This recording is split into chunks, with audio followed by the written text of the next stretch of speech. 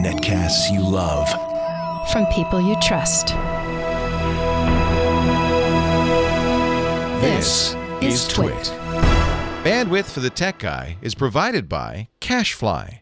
CACHEFLY.com. Hi, this is Leo Laporte, and this is my Tech Guy podcast. This show originally aired on the Premier Networks, Sunday, September 28th, 2014. This is episode 1122. Enjoy. The Tech Guy podcast is brought to you by Gazelle, the fast and simple way to sell your used gadgets. Find out what your used iPhone, iPad, or other Apple product is worth at Gazelle.com. Well, hey, how are you today? Leo Laporte here, the Tech Guy. It's me. Time to talk about computers, the internet, cell phones, the smartphones. We had a German couple in here yesterday. They call them handies. Handies, digital photography, anything like that. If it's got a chip in it, we'll dip in it. No, what was the slogan? The guy gave me, on the last show, he said, my kids came up with a great slogan, and I wrote it down, but of course I wrote it on a piece of paper, which is now gone.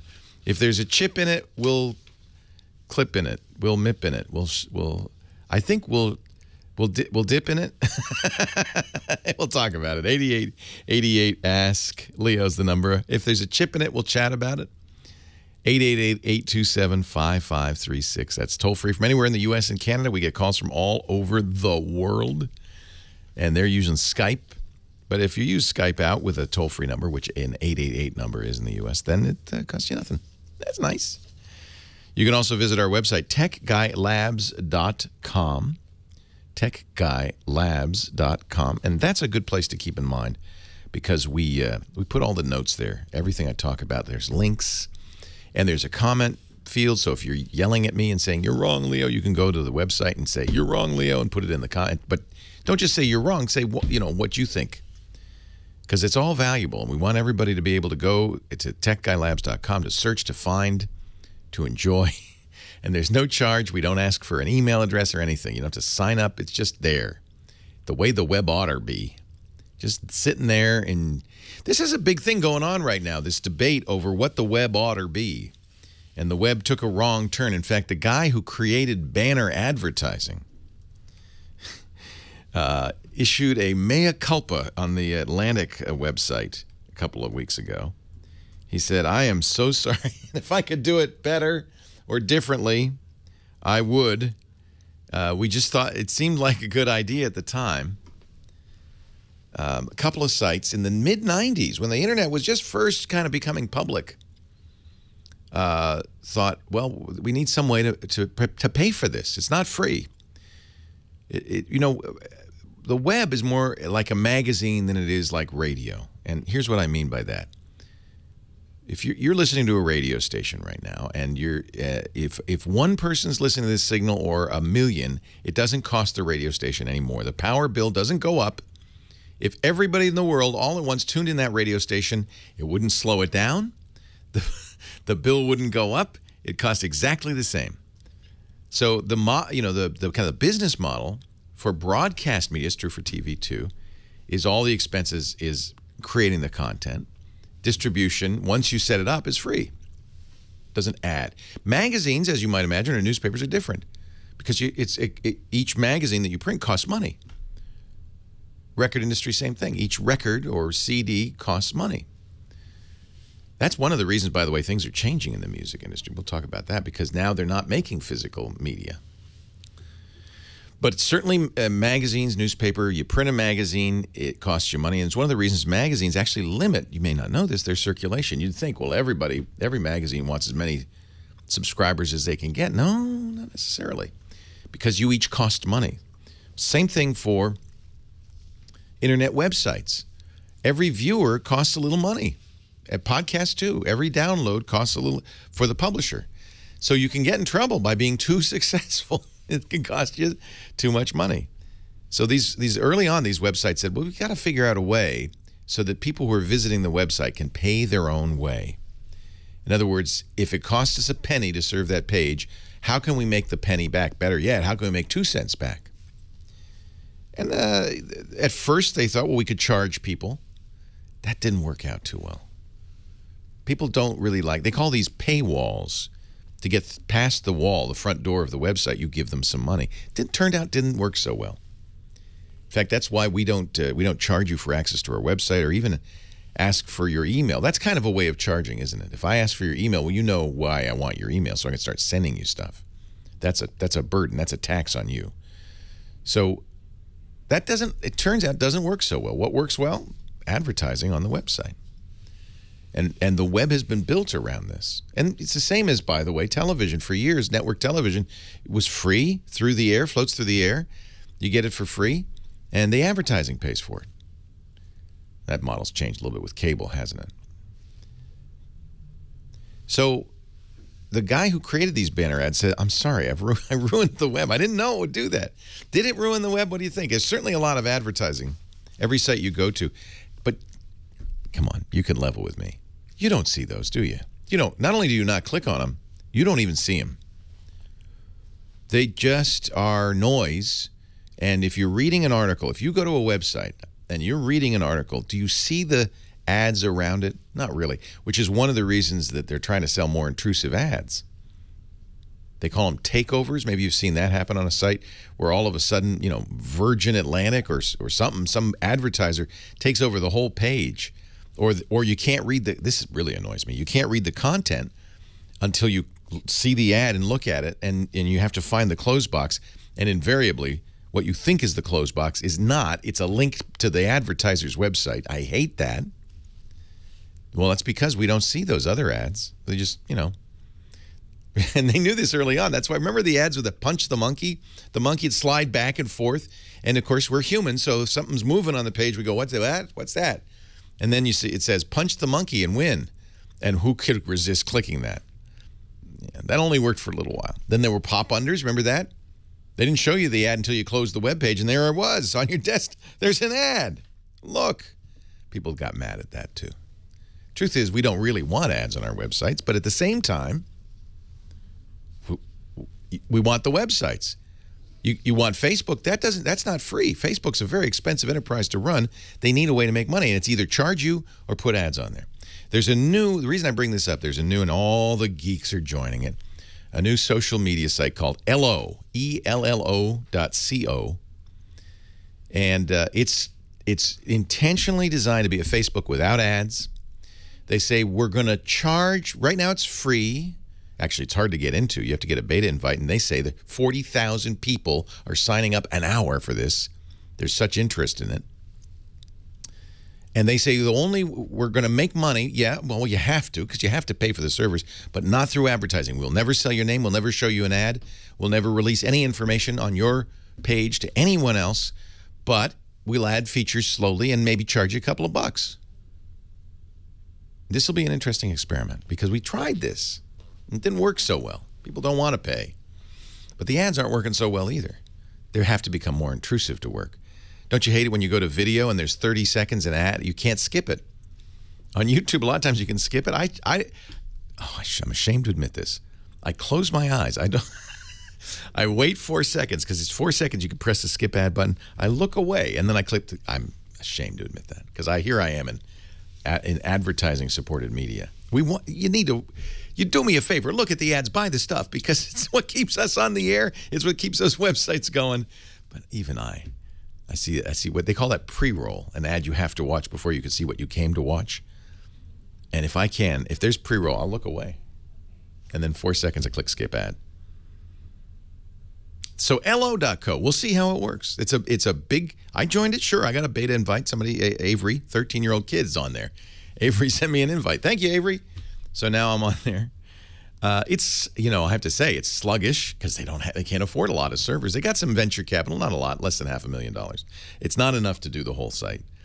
It's very scant. It looks like it's a typewritten page, but people love it because there's no ads. And this is why they really love it. When any social network starts, I don't care if it was Twitter or Facebook or Google+, when they first start and nobody knows about it, it's just you and your buddies, it's great. And then the world gets there. It's like what was it? It was Yogi Berra said, I don't eat at that restaurant. Nobody eats at that restaurant anymore. It's too crowded. 8888, ask Leo. Let's talk. Leo Laporte, the tech guy. Nobody goes there anymore. It's too crowded.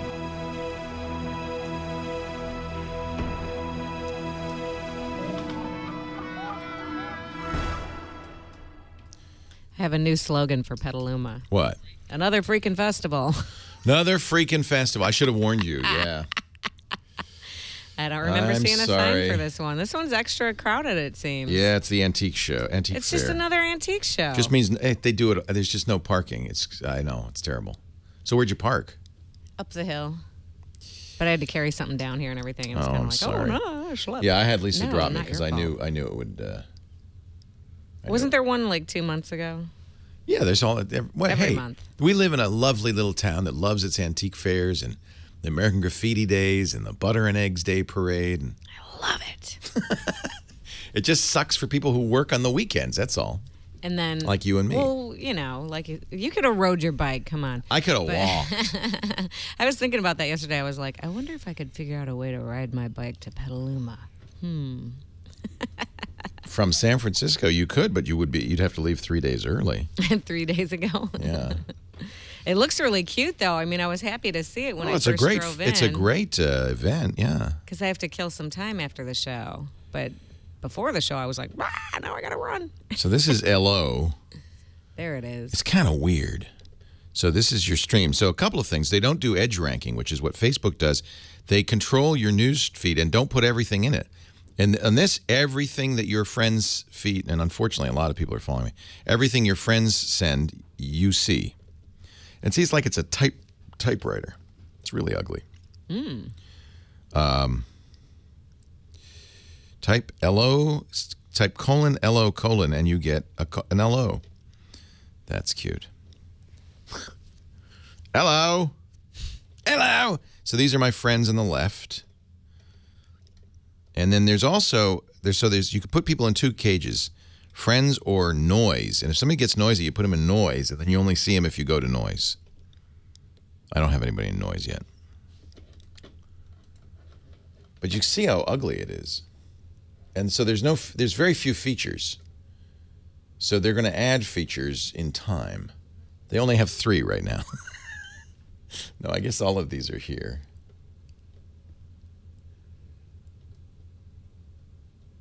It's an interesting idea. Nobody trusts them. Nobody believes them. Everybody thinks, oh yeah, you say it now, but you're gonna be. Hey, Patrick Delahanty, I'll start following you too. Let's follow him. I can put him in friend or noise. He's a friend. I'm on a low, he says. Chris Marquardt's on hello. See, you want to follow the photographers, friend him. Boom. And see, it's nice for photography. Oh, there's his new place. Isn't that pretty? So it's nice if you, oh, and then you get a big thing up there. That's your banner. Let's go back to my LO. Who else? Who else is in here? I already know Fred. I'm already following him. I'm trying to, it's hard to find anybody to follow because there's no search. So you have to just kind of look at people who follow. Look, this is like the early days of any network. It's kind of, you have to go there. So Rogue Puppet and see who Rogue Puppet is following. Oh, Rogue Puppet looks interesting. I'm a friend Rogue Puppet. And then you see, okay, that's an interesting person. Let's see who Rogue Puppet follows. Maybe I'll want to follow some of them. And there you have it. LO. No app. Nothing. Leo Laporte, the tech guy. It's funny because if you start a site like LO, ELLO.co, and it's invite only, so you have to know somebody who knows somebody and get an invitation. That's the best way to do it. Gmail did that. Everybody, that's the best way to get attention. And then you say on this site, we are not going to ever have advertising. We're never going to sell you information. Nobody believes you. The number of cynics who say, oh, they'll be selling ads. Well, then everybody leaves. What's it cost you? What's it cost you? 8888 Ask Leo. Leo Laporte, the tech guy. Look who's here. Heather Hammond, the phone ranger. Hello. Sorry, didn't mean to wake you. I startle easily. Who, me? Like a little bunny rabbit. Didn't mean to sneak up behind you. Who should I... you've been lining up calls. I see the board is full of wonderful people. And you know who I love? Who do you love? Alan in Hawaii. Let's go to Hawaii. Thank you, Heather. Hello, Alan. Hey, Leo, how are you today? I am well. How are you? I'm great. I have a all-encompassing tech question for you. Wow. Well, that should... I only have 3 hours. Let's see what we can do here. I am going on a family vacation to Beijing next week. Oh, how fun. Never been, and I realize that because it's China, there's content restriction. Yeah. And I'm just curious, do you have any idea what apps may or may not work? Because I'm curious, as I'm going around the city, can I use Google Maps? And also, more importantly, I am going to be connecting back to my office when I'm not scaling the Great Wall, and I use remote desktop on my Windows laptop, and I'm wondering if I'm going to be able to do that. So they call it the Great Firewall of China. Right. A play off the Great Wall. And they change it all the time. I was in China. I love China, by the way. You're going to have a wonderful time. Just an amazing, vital place. But a place in flux, and of course a totalitarian, unelected regime that wants to control the people by keeping information away from them. And it's a moving target because they're constantly changing what they block. When I went to China, this was a couple of years ago with my son, I think 2009, more than a couple of years, 5 years ago. Facebook and Twitter were unblocked when I got there, but there was some unrest in the West of China, and by the time I left, Facebook and Twitter had been blocked. So I just had friends that went to Beijing, and they said they could not get on Facebook. Yeah, I think it's still blocked. So, good news, you can go to Wikipedia and find a list that is constantly kept up to date of what's blocked and what's not. And so that's what I would suggest, because I don't, I could tell you now and it might change. There's also a number of interesting ideas of how to get around it on Wikipedia. You will want to go there before you go to China, because that site is certainly blocked. Now, what would I search for in Wikipedia? What sites are blocked? I think Great Firewall of China. I'm trying to see myself. Maybe censorship in China. Wikipedia also a changing target. And it looks like that site, the page that I had used, which I think was just a list of blocked sites, has moved. So you'll have to search around a little bit. I can't give you that exact link. But it is there. Actually, you probably a Google search of, what sites are blocked in China will find you something. You want something that, here it is. It is, in fact, websites blocked in China. Thank you, Patrick. Websites blocked in China. So just search Wikipedia for that. And that is kept up to date by volunteers, so that's pretty accurate. Now, what about my IP address for my office to remote desktop to? Is that going to be blocked? You use VPN probably, right? Or no? No, I use remote desktop. That's a good question. I don't see it being blocked here. I do, by the way, see Google Maps blocked, which is ridiculous.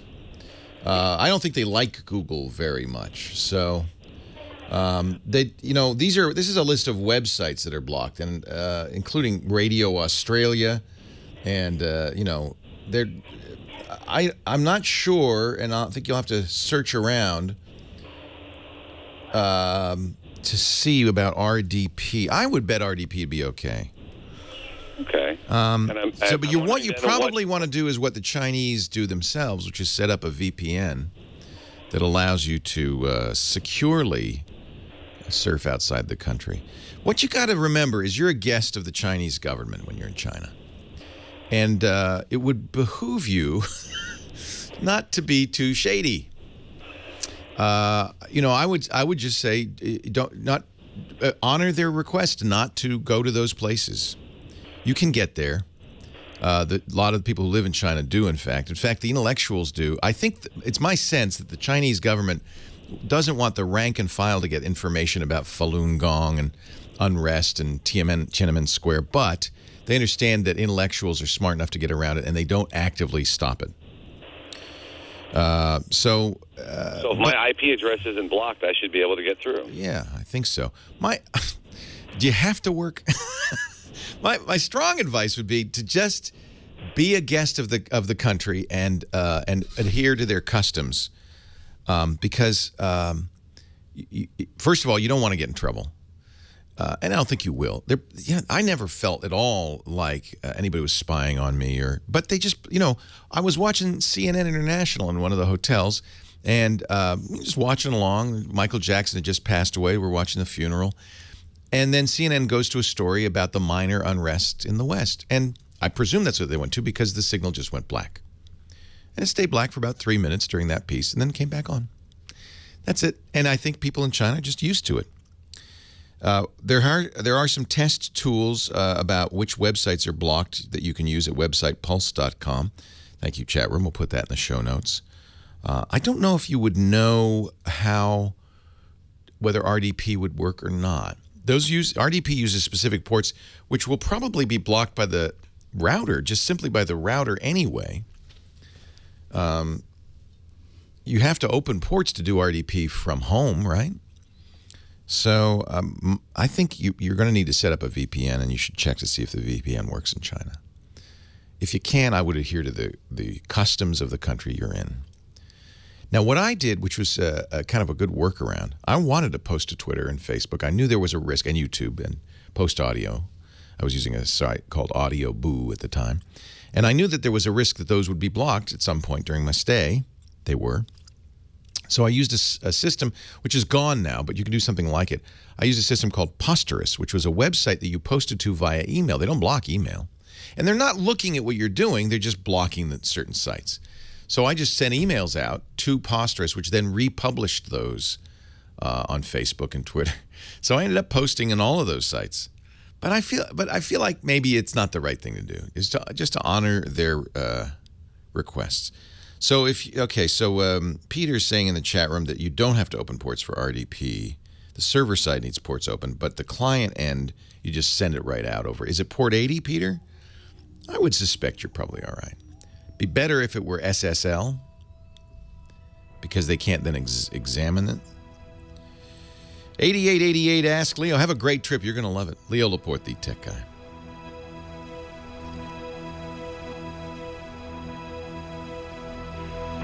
Well, look, it won't be, outbound won't be over that TCP port because it won't work. I can guarantee you that they're not allowing outbound traffic over port 3389.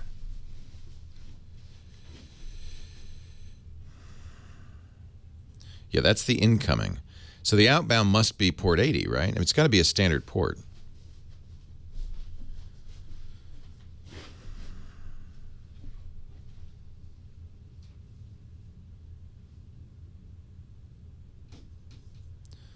I think you want to use a VPN. I'm going to London right after Twit, so we're going to start Twit an hour early at 2 p.m. right after the radio show, and I'll be out of here by 3:30 Pacific for a 6:45 flight. I have to drive right down to SFO.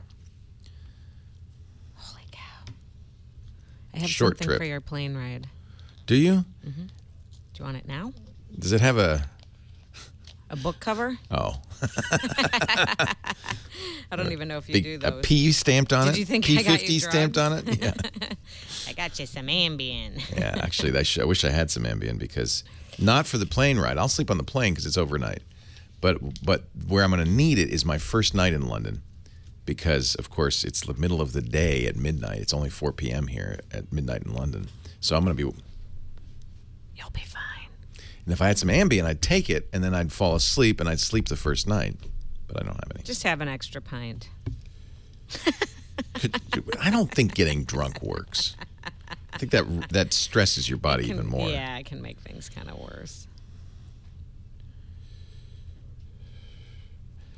This is a Scotty vest, and I'm wearing... Yeah, I'm mostly Scotty vest, yeah. Because you need pouches and stuff. Oh yeah, I travel a fair bit, so I know how to.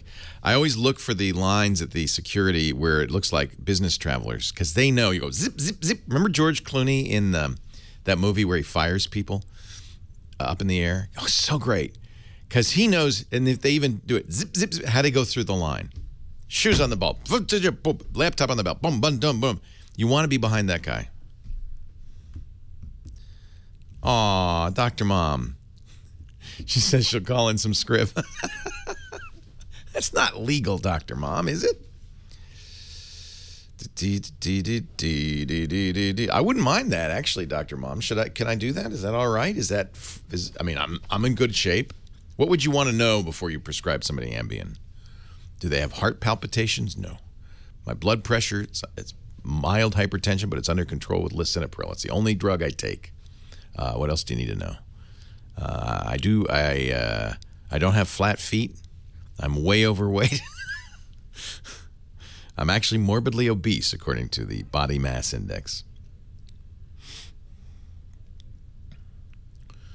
I would love some indica hard candy. That would probably work. I think the half-life is a little shorter for Ambien.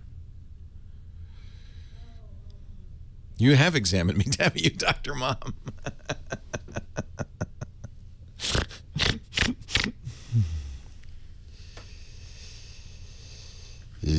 I am on a lisinopril, 5 milligrams, 5 megagrams.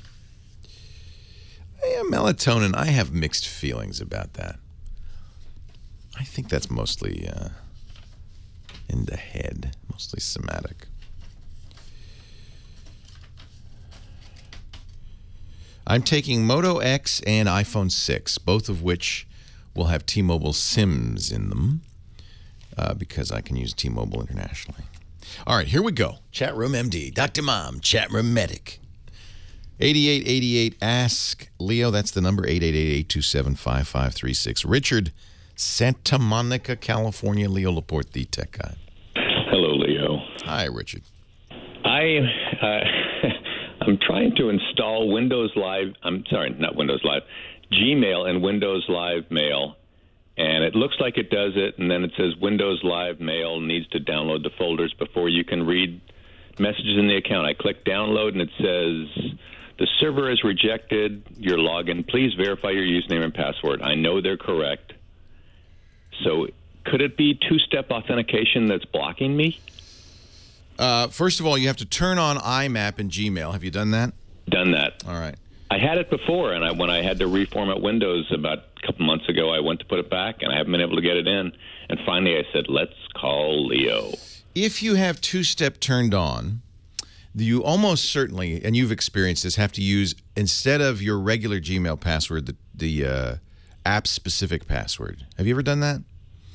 You know, I went to, and then for some reason I didn't have to last time. Now I have to, but I can't even. So do I shut it off and then install this and then turn it back on? Just change the password and try it anyway. I mean, that's what I always do. So here's the deal. Google has this great two-step authentication. Turn it on. You're smart to have it on. It protects you. You enter your Google password, and then if you're on an application you've not used before or hardware you've not used before, it will say, okay, I need that 6-digit authentication code from your Google Authenticator. And that's probably on your mobile device. You run the little program. It gives you a code. You enter that in, and Google says, you must be you, because you not only knew your password, but you had the device with the authentication code on it, so we're going to let you in. Unfortunately, that only works if you're directly interfacing with Google.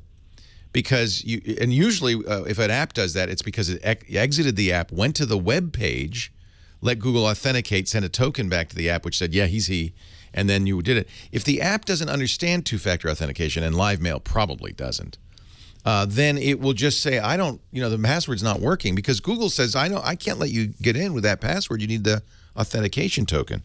So that's why Google has these application-specific passwords. You go to that page, you generate a password. It'll ask you, what is this for? It doesn't matter, but it's nice to type what it's for, because then you can revoke it later if you decide that, I don't want Live Mail to work anymore. So get that app-specific password, and you could just you've already got the settings done, just paste it in where the password is instead of the old password. And I believe that's all you need to do. IMAP has to be enabled because it's going to use IMAP.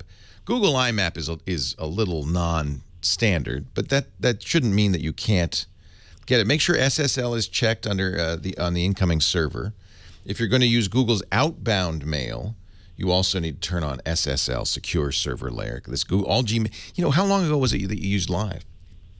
I had it in there about 2 or 3 months ago. Okay. And I haven't been. I followed the steps. I went to the web and looked in. And followed all the steps. But I can't even get that far though. It just says download, and then it says. Yeah. I bet you anything it's an app-specific password that it needs. You need an app password. Okay, so you're saying not to stop the two-step authentication, but to... No. Don't turn that off. No, I meant just when I install this. No, it still won't work. Okay. Because every time it gets the mail, it has to log in, and it's going to say, okay, but that's fine. You got the password, but you don't have the magic code. So it's never going to work. You need and what happens with an app-specific password is it bypasses that. By the way, that's a flaw that makes it a little bit less secure than true two-factor authentication, but it's a necessity, and a lot of two-factor systems do this. Twitter does too, because you can't say that all apps will understand or handle appropriately two-step authentication. This is one of the negatives about using two-step. On the other hand, I think it's a really good idea, and I highly recommend it. So just turn on the app-specific password. Okay, not can I ask turn you it on. one Just get question it. about Kindle? Yeah. Someone gave me a Kindle. I plugged it into my computer. Should my computer be able to read what's on the Kindle? Nope. Okay. That answers that. That's a security feature. Not your security, the publisher's security. That's I meant should I be able to see what's on the hard drive at all? No. Whatever's on the Kindle at all? No. Nothing. Because then you could steal it. Okay, I'm talking about sharing, putting stuff, like pictures and whatnot. Well, the Kindle's... Oh, you have a tablet. Yeah. I'm sorry. I have the HD. Yeah, I thought... Okay. Okay. For that to work, you have to have a special kind of USB port called USB to go. And I don't think the Kindle does that. Some phones do that. Some tablets do that. I don't think the Kindle does that. You should check. If you're not seeing it, it doesn't. All right. Yeah. So this is kind of a weird thing about USB. It's not two-way. USB always has a client and a server. The computer is usually the server, the smart thing. And then there's a dumb client, a hard drive, a tablet, or whatever on the other end. And so in that case, only the smart thing can see what's on the dumb thing. The dumb thing can't see the smart thing. That's why when you plug your tablet in, you're not seeing the computer. Your computer should be able to see whatever is exposed on the Kindle, but they, for security reasons, may not expose everything as well. Do it from your computer. You might be able to see it. Somebody in the chat room saying you can copy files onto the Kindle. You know, I had one. I have many, and I just haven't tried this. So you do it from the computer. You wouldn't be able to see it on the Kindle. And it looks like maybe you can do that. Remember, that doesn't need USB to go. Just the other direction does. That's just a standard USB device. The Kindle should look like a hard drive to your computer, and you should be able to drag stuff onto it.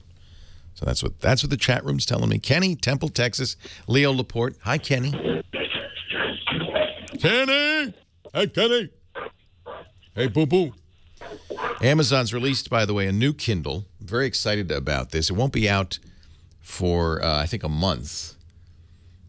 All the new Kindles are out. But what's interesting, including new Kindle tablets, HDs, Fires, whatever they call them. They don't call them Kindles anymore. They're just Fires. The Amazon Fire. Isn't that weird? They do have a Fire, the Kids Edition Fire. I got Fire for my kid. But the Kids Edition is kind of cool because you get a 2-year warranty on the kid tablet. And if they break it even, it's got like rubber bumpers on it. Rubber baby buggy bumpers on it. And if they break it, for 2 years, they'll replace it. No questions asked. The kid throws it across the room, smashes the screen. Doesn't matter. You drive over it, doesn't matter because they'll replace it. Isn't that cool? That's only $149. So they call these now not Kindles, they're Fires. Just let's all get this straight. There's also the ebooks. Those are still called Kindles, and that's what or the Kindle Reader, I should say, and that's what I was most excited about. They've decided they're very cheap. You still can get a $79 Kindle with ads on it, and the Paperwhite's still $119. But if you're willing to spend $200, that's what they used to cost. And you're still going to see ads. If you want it without ads on it, $219. If you want it with free 3G for life, $289. But I've talked to a few people. It'll be out in December. It's just in time for Christmas. Talked to a few people about this. But it's using a next generation e-ink display, 300 dots per inch, which is basically printing. Very high contrast. Not quite black text on white paper, but getting close. If you're a Kindle user and you're serious about it, this is an interesting new Kindle. I think Amazon said we ought to try seeing if we can, like, no expense spared Kindle. See how that works out. All right, I gave Kenny a moment to come to the phone. Are you there? Hi, Kenny. Yes, sorry about that. No problem. It gave me a chance to talk about the new Kindle. Oh, but we got to take a break now, so hang on. We are a network operation. That means the breaks come when they come, regardless. But we'll talk to you right after. Leo Laporte, the tech guy.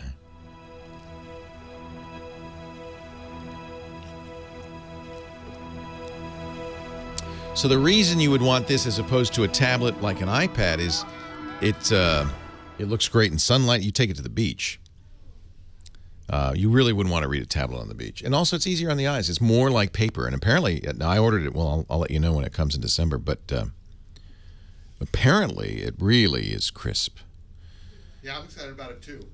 Dr. Dad, the anesthesiologist, says no Ambien if you're planning on drinking on the plane or the next few days, or if you won't remember the trip. Benadryl, which I used to use that, like Tylenol nighttime or whatever it was. Lunchtime? Yeah. Let me get one of them Italian sandwiches. Okay. I got to beef up for the plane. Good deal. Can you call in script to the long? I will. I don't drink, so I wouldn't. And in fact, I'm scared of Ambien because Jennifer used to take it, and then she would not remember what happened after that. She'd be wide awake and do things that she wouldn't normally do in life. And then I'd tell her about it the next day. She said, I have no memory of that at all. She remembers waking up on a flight, and there was a drink in front of her she didn't order, and her head was on her neighbor's stranger's shoulder. But that's what Ambien will do. Ambien, you actually kind of black out. But I think that's if you drink. Right, Dr. Dad? No drinking. I thought it was both or either. What? Ambien will mess you up that bad. Like, oh, my God, who put me in without these clothes? Alcohol? Yeah. Who dressed me? I wish I could say that. I didn't choose these. I feel like I heard a story about that. Well, I have just do some friends Benadryl. and relatives who are flight attendants. Benadryl makes you sleepy. It's just an antihistamine. Mm-hmm. I used to use Tylenol PM, and I just... That's what we'd give the kids.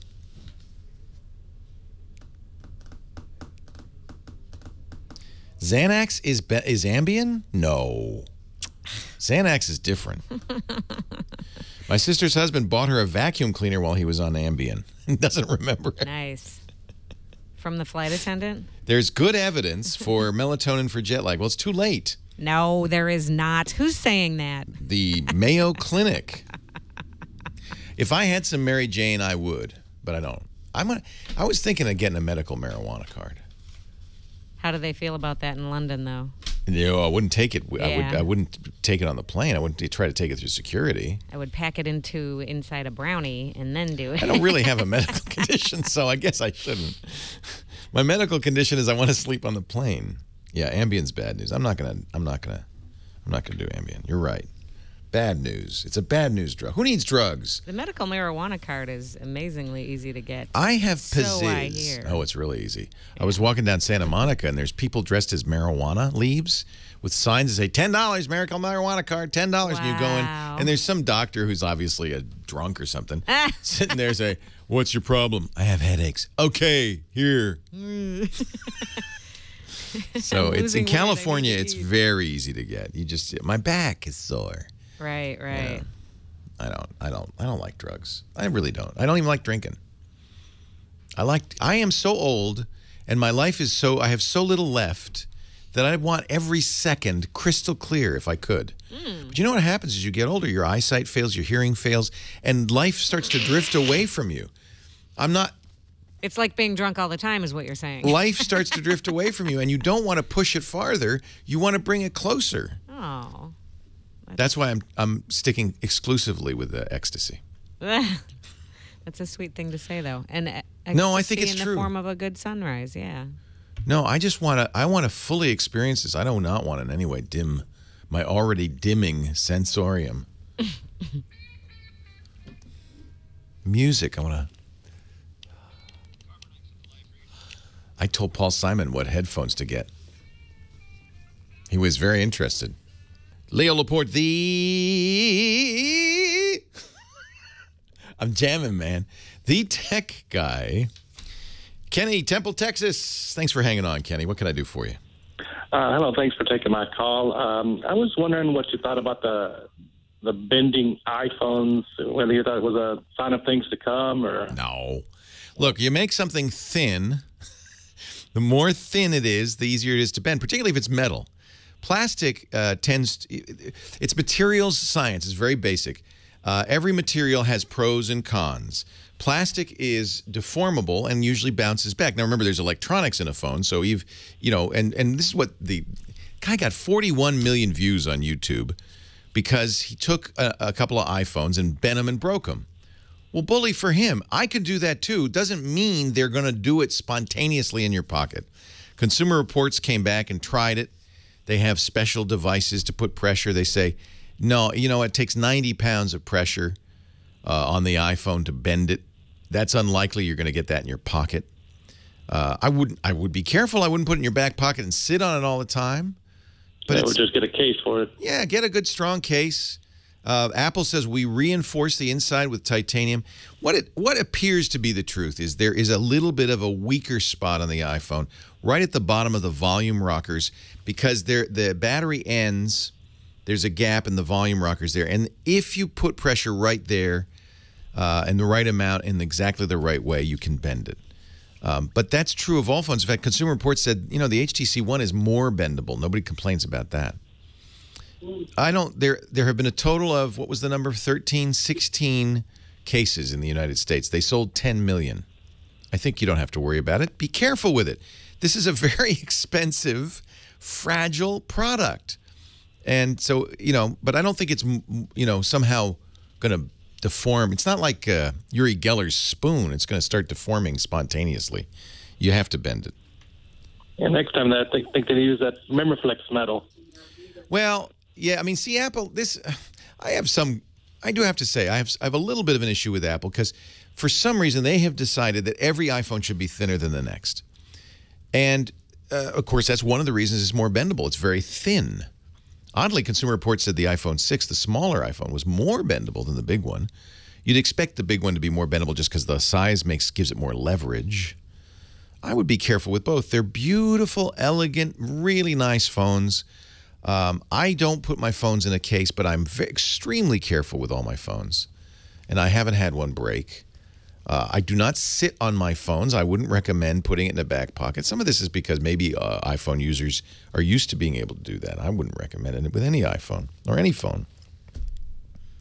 It's a gorgeous thing. If you're worried about it, put it in a case. I hate putting something so beautiful in a case. And if I were at Apple, I might say, hey, what if we didn't make it thinner? We put a bigger battery in it. Maybe it doesn't have to get thinner. Maybe it's thin enough now.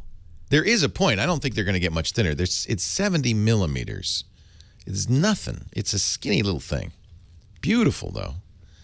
I really like how it looks. I think they've done a great job. I would not worry about bending. Apple has had a rough week with the iOS update that broke people's phones. It broke Touch ID and LTE. And somebody here at work, oh, the new update's here, 801. I'm going to install it. And then he said, stop, Leo, don't do it if you haven't done it yet. I said, I haven't. He said, it broke it. Apple fixed that. The new version, 8.0.2, seems to be okay. Plastic is going to work better. Metal is going to bend more easily. Metal has other properties that are good. Actually, metal for a phone is not a good thing. Apple really likes doing it. But it blocks the radio waves from the radio. Some phones, the new Motorola X is interesting. It's This one's leather back or wood back. I assume it's plastic underneath, glass in the front. So radio waves come and go quite easily. But they have a metal rim all the way around. And Motorola's doing some very interesting antenna tuning. They're really the kings of this. They invented the portable cell phone many years ago, and they really understand antennas very well. And so they've done something very cool with the metal. That is the antenna, and it's got a capacitive touch sensor in it, so it knows where you're holding it and tunes the antenna so you don't have an antenna problem. That's clever. So all metal phones, always going to be a little bit of an issue. They are going to bend more than a plastic phone. I wouldn't worry about it. The bendy phone is not a problem. The problem with System 801, that's a big problem. Apple really flopped on that one. Doesn't mean you shouldn't get an iPhone. You know, I get stuff before anybody else, right? That's my job. I waited in line and got 2 iPhones on Friday night. I mean, that's what I do because it's my job. I'm the tech guy. I install updates the minute they're available. That's my job. I want it to break for me before it breaks so I can warn you if it breaks for me not to do it. But that doesn't mean you have to be that way. There's no hurry. Wait a month. See what people say. See if the iPhone's got a problem. Don't update it right away. You could wait a day. If there's a problem, you'd know. You know, it wouldn't take long. So I think that there's no real advantage to being in too much of a hurry. Let me be in a hurry so you don't have to. And I wouldn't worry about bendable iPhones. Just take care of it. Brian, Los Angeles is next. Hi, Brian. Leo Laporte, the tech guy. Leo Laporte, I have a disclaimer. You're on speaker with the family, and we're super nervous. Hey, family. Where y'all going? We're going from LA to San Diego. Oh, you going to Knott's Berry Farm? No, we're going to the Chargers game. Oh, the Chargers game. How fun is that? Is that an evening game? Must be. No, it's at 1 o'clock. Okay, rush. Yeah. Hurry. Okay. I'm a 49ers fan, but I know how you. It's exciting to go to a NFL game in person. It's fun. Well, have a great time.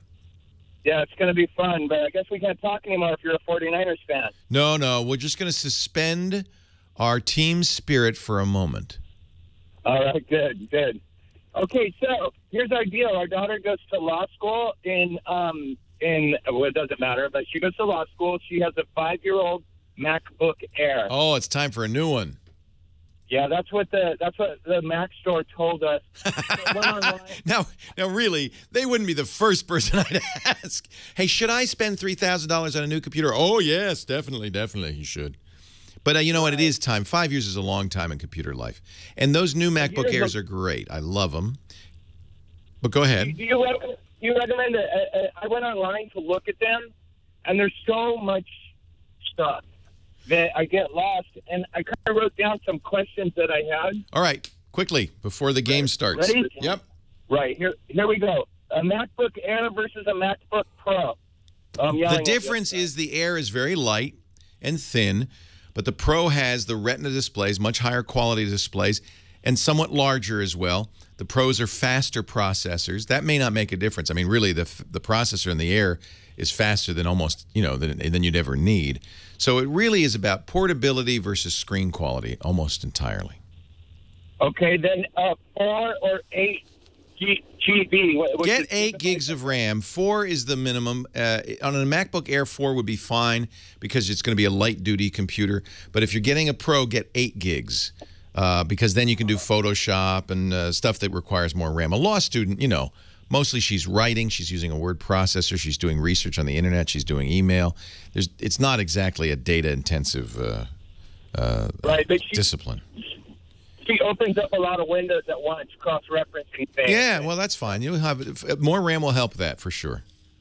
Okay, I would say just get the i5, the mid-range MacBook Air 13-inch. It's beautiful. It's light. You can take it around to the library. You're going to love it. Leo Laporte, the tech guy. There it is. Hold on a sec.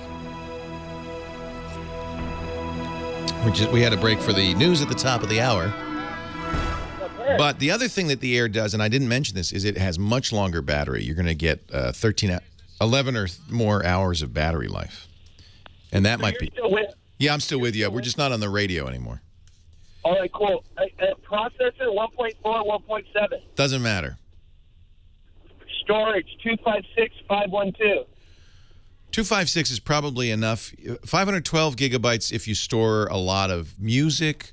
Even music's not that big. Photos, videos, you might want more, but 256 gigs is plenty. But you might have to be a little disciplined about throwing stuff out. You can't just like fill it up.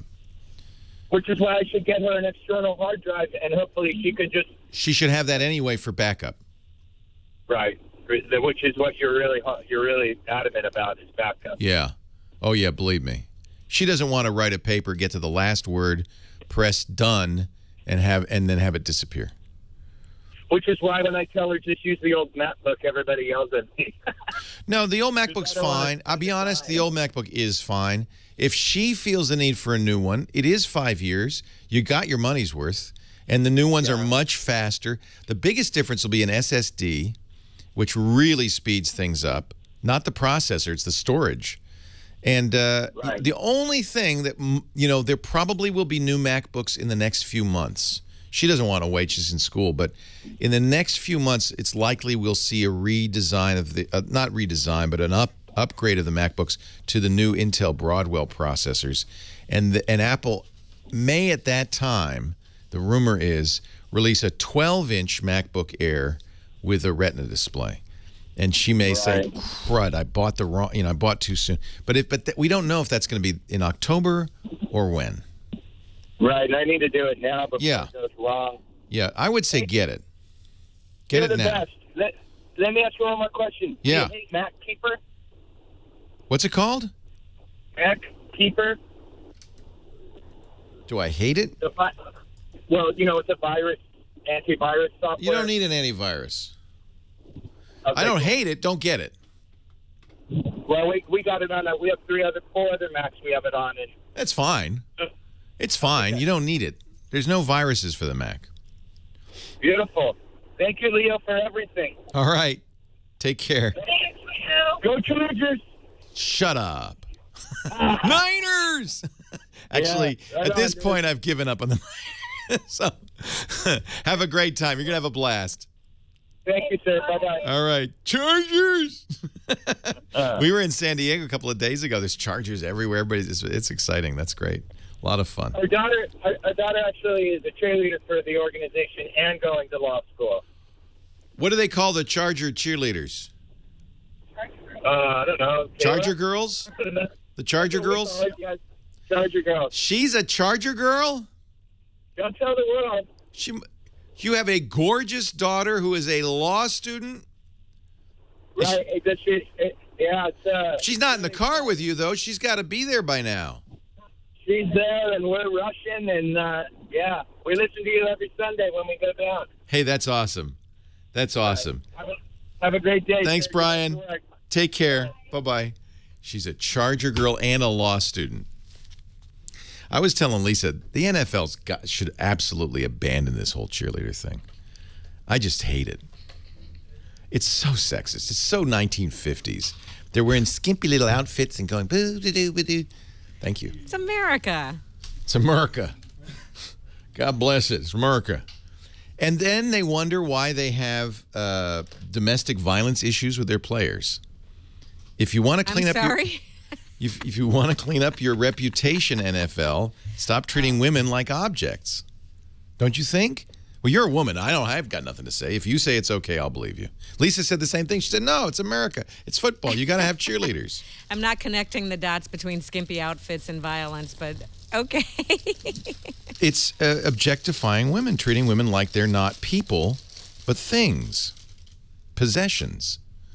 And if you encourage that attitude, and they do, it starts in high school, I'm a cheerleader. I'm going out with the quarterback. Try out to be a cheerleader. Oh, Yeah. Were you a cheerleader? No, God, are you kidding? No, nobody's forcing it. But I just feel like, I don't know. I'm just so sad about how misogynistic the world has become. It feels like we're going so way backwards. Yeah. I mean, I like that you're conflicted about it. I'm not conflicted about it. I hate it. There's no conflict. If it were up to me, I'd have no more cheerleaders. I think it's a bad idea. But I understand it's so Unless there's boy and girl cheerleaders. Yeah, well, you don't see a lot of boys dancing around in short shorts. Well, I mean, at the college level, they have boy and girl cheerleaders. That's fine. Right? That's different. And Yeah, squads. that's fine. You're wearing sweaters. So why don't we do it? That's yeah. fine. But if you look how sexualized the NFL cheerleaders are, it's just really, it's terrible. I guess so. It's terrible. Did you see? I'm going to show you this. I can't. If video game men dressed like the women, have you seen this? No, but I can imagine. It was on Twitter. I think Burke is warning. Don't show it not to again. do it. Okay, you have to come in here and look at it then, because you're gonna laugh. But I can't show it on the air. You understand that men are dominant in the society, and so that argument doesn't apply. That's how men would look in video games. People, Oh my God. But that's true. Ew. That's true. Yes, you're right. And thank you. Is this a wonderful book? It really is. Wait a minute. It's your sister or your mom? Oh, aren't you sweet? You're saying you want to sleep on the plane. And No. But you know what will put me to sleep fast? A wonderful book by Eloise Hammond called Inhabited.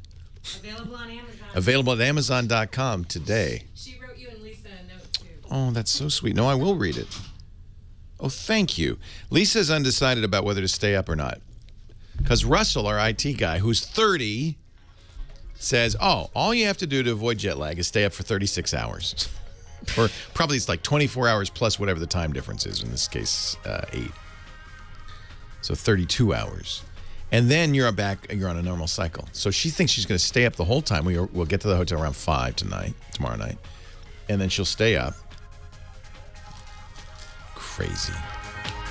Well, hey, how are you today? Leo Laporte here, the tech guy.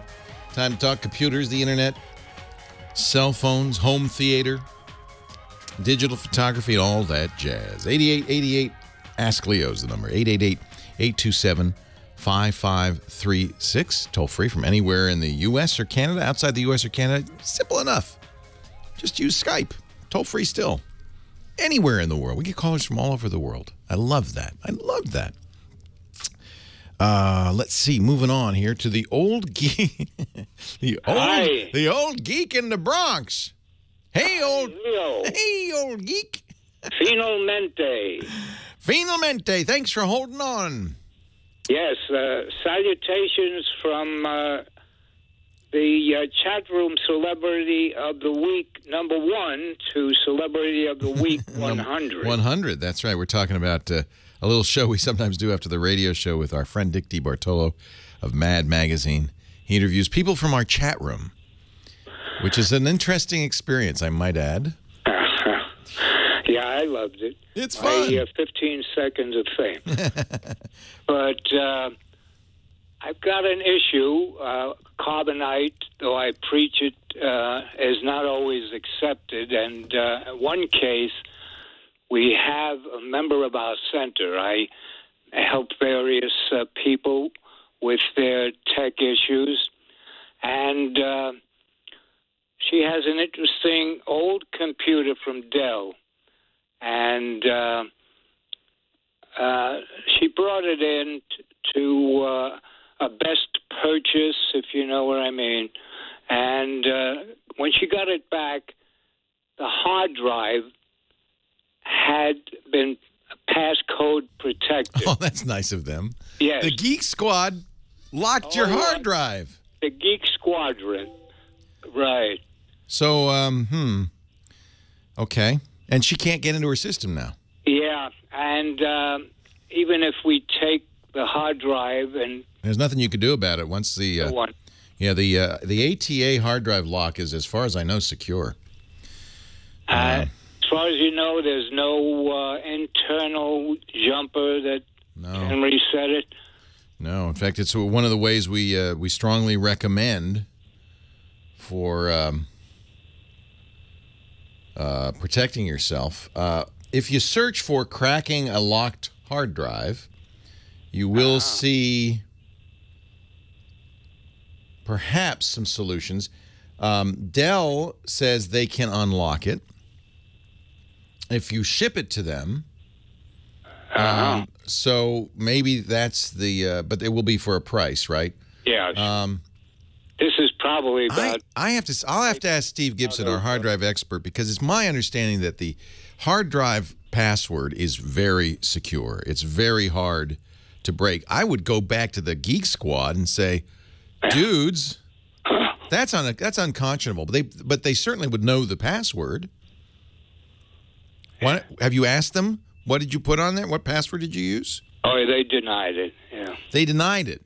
Yeah. Well, then say, well, why is it I can't get in? Maybe it was the UPS guy who was bringing it back. I mean, there's no reason for them to do that, by the way. So I can understand why they deny it.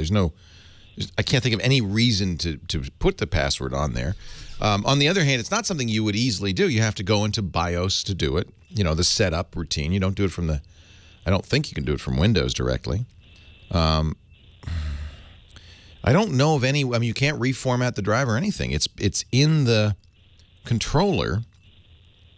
Apparently, Dell can fix it if they can get in. If they can get the drive. I mean, I guess that's your only solution. If she has, does she have stuff on there that's not backed up? That's the point. Yeah. Well, you know how I feel about that. If you. Yeah. I think you got to go back to the Geek Squad and say, well, you locked it. Can you tell me the password? However, if not, go to Dell. It is a Dell computer. And this is one thing I do like about Dell. They have great support. Not free anymore. You'll have to probably go to Gold. We do have some people in the chat room who say that there are ways to do it.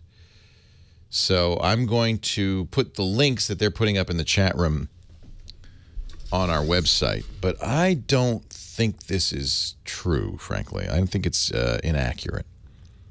I don't think there's any way to do that. And and this comes from years with Steve Gibson, our hard. I mean, the guy is a hard drive guru. That it would require somehow resetting the BIOS. I don't think you can do it. I think she's stuck. Call Dell. That's the only answer.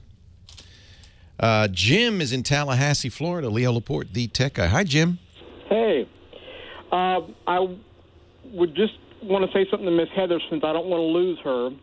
We will never lose Miss Heather over my... If she takes up bicycle riding, yeah. And I sincerely doubt the people in California drive cars any better than the people down here do, I have been hit at least 3 times, even though I'm wearing a reflective vest, have lights all over the bicycle, helmet, and whatever.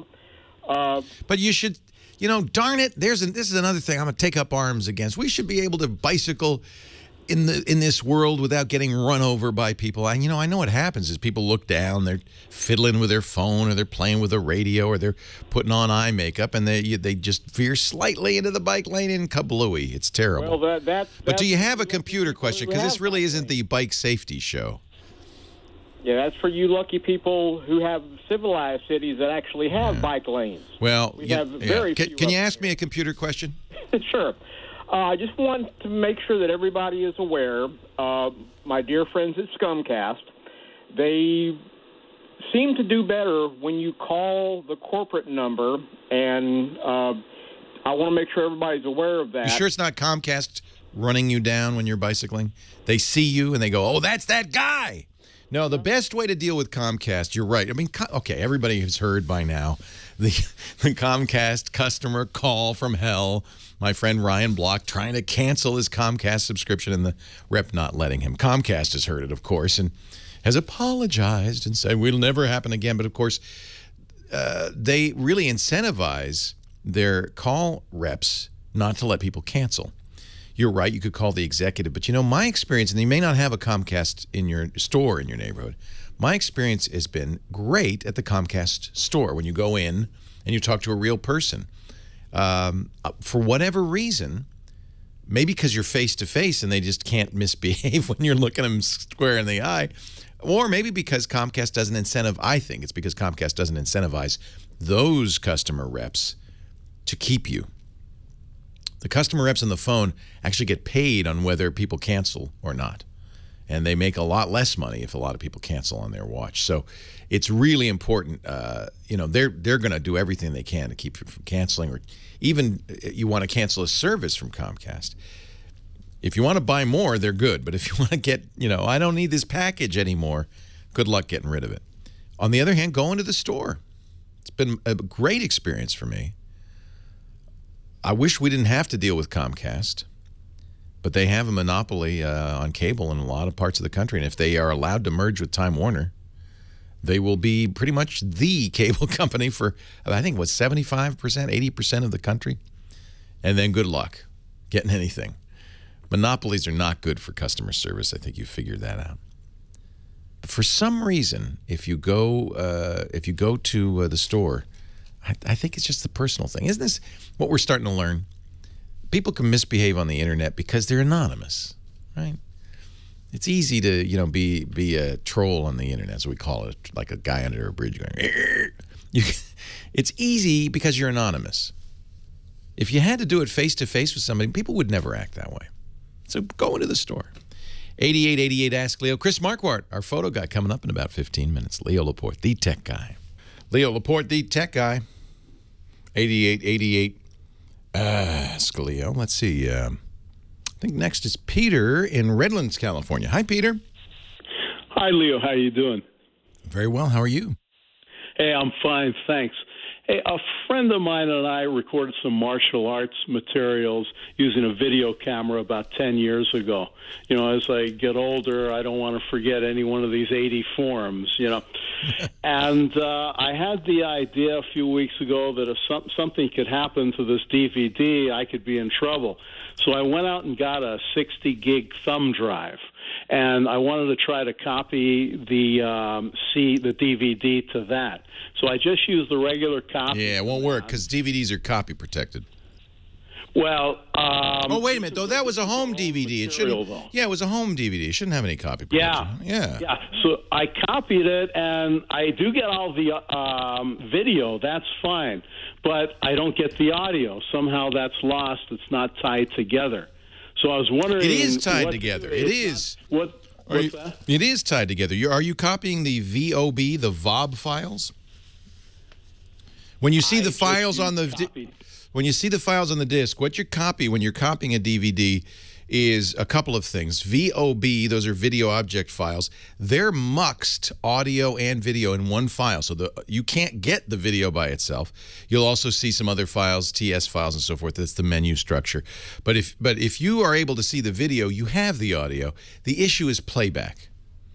And so I don't know what you're playing it back with, but you can't just run the VOB file. You need to play it back with a DVD player application. In general, copying a DVD by just copying the files is a mixed a mixed blessing. But if you got the VOB files, you got the audio and the video.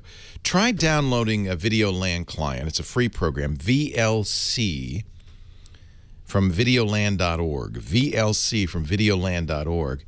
You download that, it can just open that VOB file. And if there's audio in it, it'll play back. And there should be, because the way DVDs work is they take an MPEG-2 video file and they combine it with, I can't remember what they use, AAC. They use some compressed file format for the audio, and they mix them together, or they call it multiplex or mux them into a single file. So if you got the file, you got the audio. It's probably just what it is you're playing it back with isn't getting it all. So first thing to do, try Videoland client. The other thing you might want to do to make it easier is use a program like Handbrake to rip the DVD, create a single file. You don't, probably the menu structure is unimportant. You want the video. You want the video and the audio. If you use a Handbrake, it'll open the DVD in your DVD drawer, and it'll process it and output a file, an MPEG-4 file that you can easily play on any computer, anytime. It'll have the advantage of being a little bit smaller too. So here's what I would do. I would download Videoland client, VLC, from videoland.org. We'll put this in the show notes so you get all the links. I would also download Handbrake. Both of these are free, incidentally. Handbrake is Handbrake, like brake in your car. Handbrake.fr. It's from France. Both are from France. And if VLC doesn't hear audio, then there's something wrong with the files you copied. I'm not sure what it is. Then use Handbrake to what we call rip or copy, and make a digital copy of the DVD as a single file, an MP4. The nice thing about MP4, you don't need a DVD player to play it back. You don't need VLC to play it back. Anything can play it back. Windows Media Player can play it back. A lot easier. Danny, Jersey City, California. Hi, Danny. Leo Laporte, the tech guy. Hi. Thank you for taking my call. I have two quick questions for you. Mm-hmm. I'm a teacher. I want to make videos for my students to learn stuff like Photoshop and Illustrator, especially those who are later in age, who have had a hard time with computers. Great. I went out and I got myself a Rode Podcaster kit to do so. And I'm looking for the popper protection thing, you know, that little screen that goes in front of the mic. Yeah. I went to B&H. The guy really didn't know what I was talking about. I was kind of... Call it a dead kitten. A dead kitten. Okay. Believe it or not, as horrible as that is, that's what they call that fuzzy... It looks like a cat that might be squished. That fuzzy thing they put on the microphone is called a dead cat or a dead kitten. So don't try to get the circle, the thing that you use? Well, you want to use a... Okay, so I am using a pop protection, which is a fine metal mesh, and if I pop into it, it kind of goes through it, but mostly doesn't. That's good if you're speaking from one direction into it.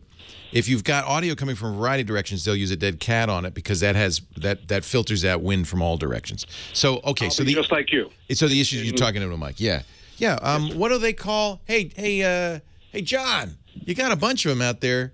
The poppers. What do they call the pop protections at B&H? John's going to bring me in the can. They come in a can, and I'm sure there's some clever name for it, like Pop Stopper. Where are these from? These are from BSW. It's called Repop.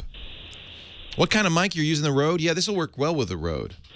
It's just like mine. In fact, it is mine. It has a little mount brace that goes around the microphone. And we get it from Broadcast Supply West, which is another great place, bswusa.com. And this is called repeat that one more time? bswusa.com. Broadcast Supply West, they're in Washington State. And they call it the Repop. And they have 3 different sizes, depending on the mic. Yours would probably be the RE20 version. I'm not sure. You'll have to measure your barrel and compare it. But these are great, yeah. Now, they're not perfect. In fact, sometimes you'll see in a recording studio, people have stretched pantyhose over the microphone. And a lot of times when, professional studios, it's pantyhose. So that's another way to do it. But these things work great, and they're not very expensive. Okay, another quick question for you. Can you recommend a good screen capturing software that will allow me to do the voiceovers while I'm recording what I'm doing? Yeah, you doing Windows or Mac? I'm on a Mac. I'm going to be recording into like Final Cut Pro. Or if you have something better, I'll do that. No, in fact, for Windows, I recommend Snagit or Camtasia, which are fairly expensive products, but there's some very good solutions for Macintosh. My friend Don McAllister, who does screencasts online, told me about the one I use, and I'm stalling a little bit because I'm trying to remember the name of it. And I really love it because it has a lot of nice features. You can move your, little inset video around on the screen. You can do transitions and stuff. It was really great. It probably is on my hard drive. Camtasia is available on Mac as well as Windows, but this was better. It was, I'm going to have to punt and take a break, and when I come back, I'll know. I'll just have to search around for it. But it's a great little program on the Macintosh. It might be a couple $100, but it's for what you want to do. The educate. Yeah, I know. ScreenFlow. Thank you, iPad 47014. ScreenFlow. I've used it for years, and I loves it. It's from telestream.net. Very powerful. I wonder how much it is. Let me just see. It's only $99. You can afford that, right? Get the school to pay for it. Yeah. Hey, good for you for doing that. I think that's a very good way for people to learn.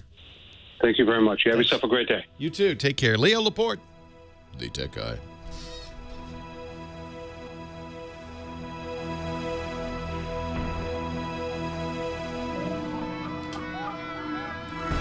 ScreenFlow.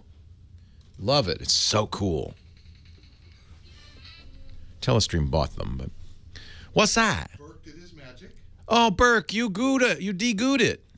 Now, Lisa has given me this. Yeah. Are you sure that? Because it doesn't look like it's going to fit. Right? Yeah, no, but you don't do it straight. You do the hat on top.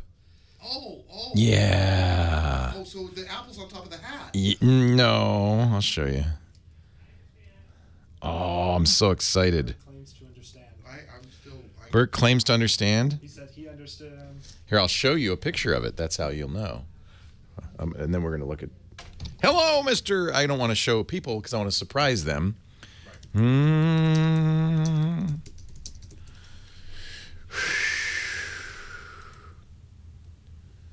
it does work. Yeah.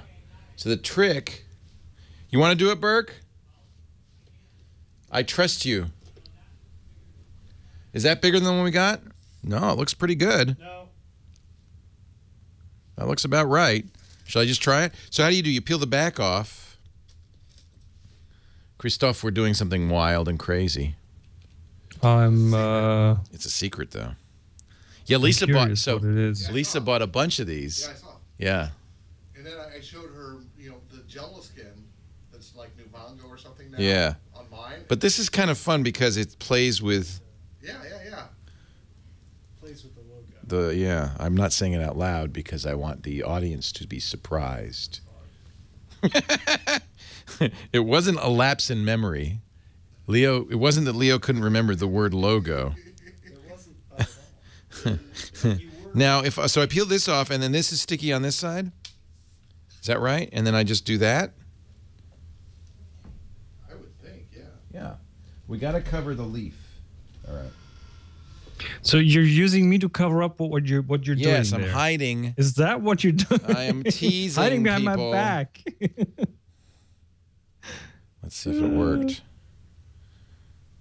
And the thing about these is they're very easy to remove later, unlike what Burke had to get off.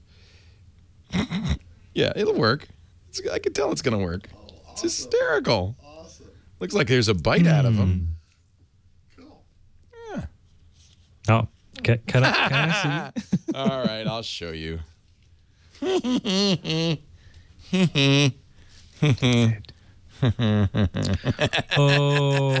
a decal. Oh, what a nice one. Do you recognize that? I don't know if they showed Breaking Bad in Germany. Oh, of course. I don't know his name, but yeah. I think it is in Germany through some channels you can get it. Yeah. Here, John. Here. I don't want it. Okay, I got it. A lit up Heisenberg. A lit up Heisenberg. Say my name. God, I missed that show. Got a funny shaped chin though on that. Well, yeah, it's not perfect. We're trying to be creative. I am the one who knocks. I am the dangerous one. I am. Love it. What a good show that was. Gosh, I guess the one reason I'm looking forward to Alzheimer's is because I'll be able to watch those shows and The Sopranos, and it'll be all new again. That's the only reason I'm looking forward to it. I can say, Breaking Bad, I never saw that. Oh, you're going to like it, Leo. Really? What's it about? Oh, just watch. The only problem is you get to the end of the season. It's like 4 years worth of shows. You get 68 shows or something. You get to the end of it. Who's that guy? And you start over. And you start over. You can watch it forever. I met this guy singing. I had dinner with the other night. Whoa. I didn't ask him. I should have asked him about it.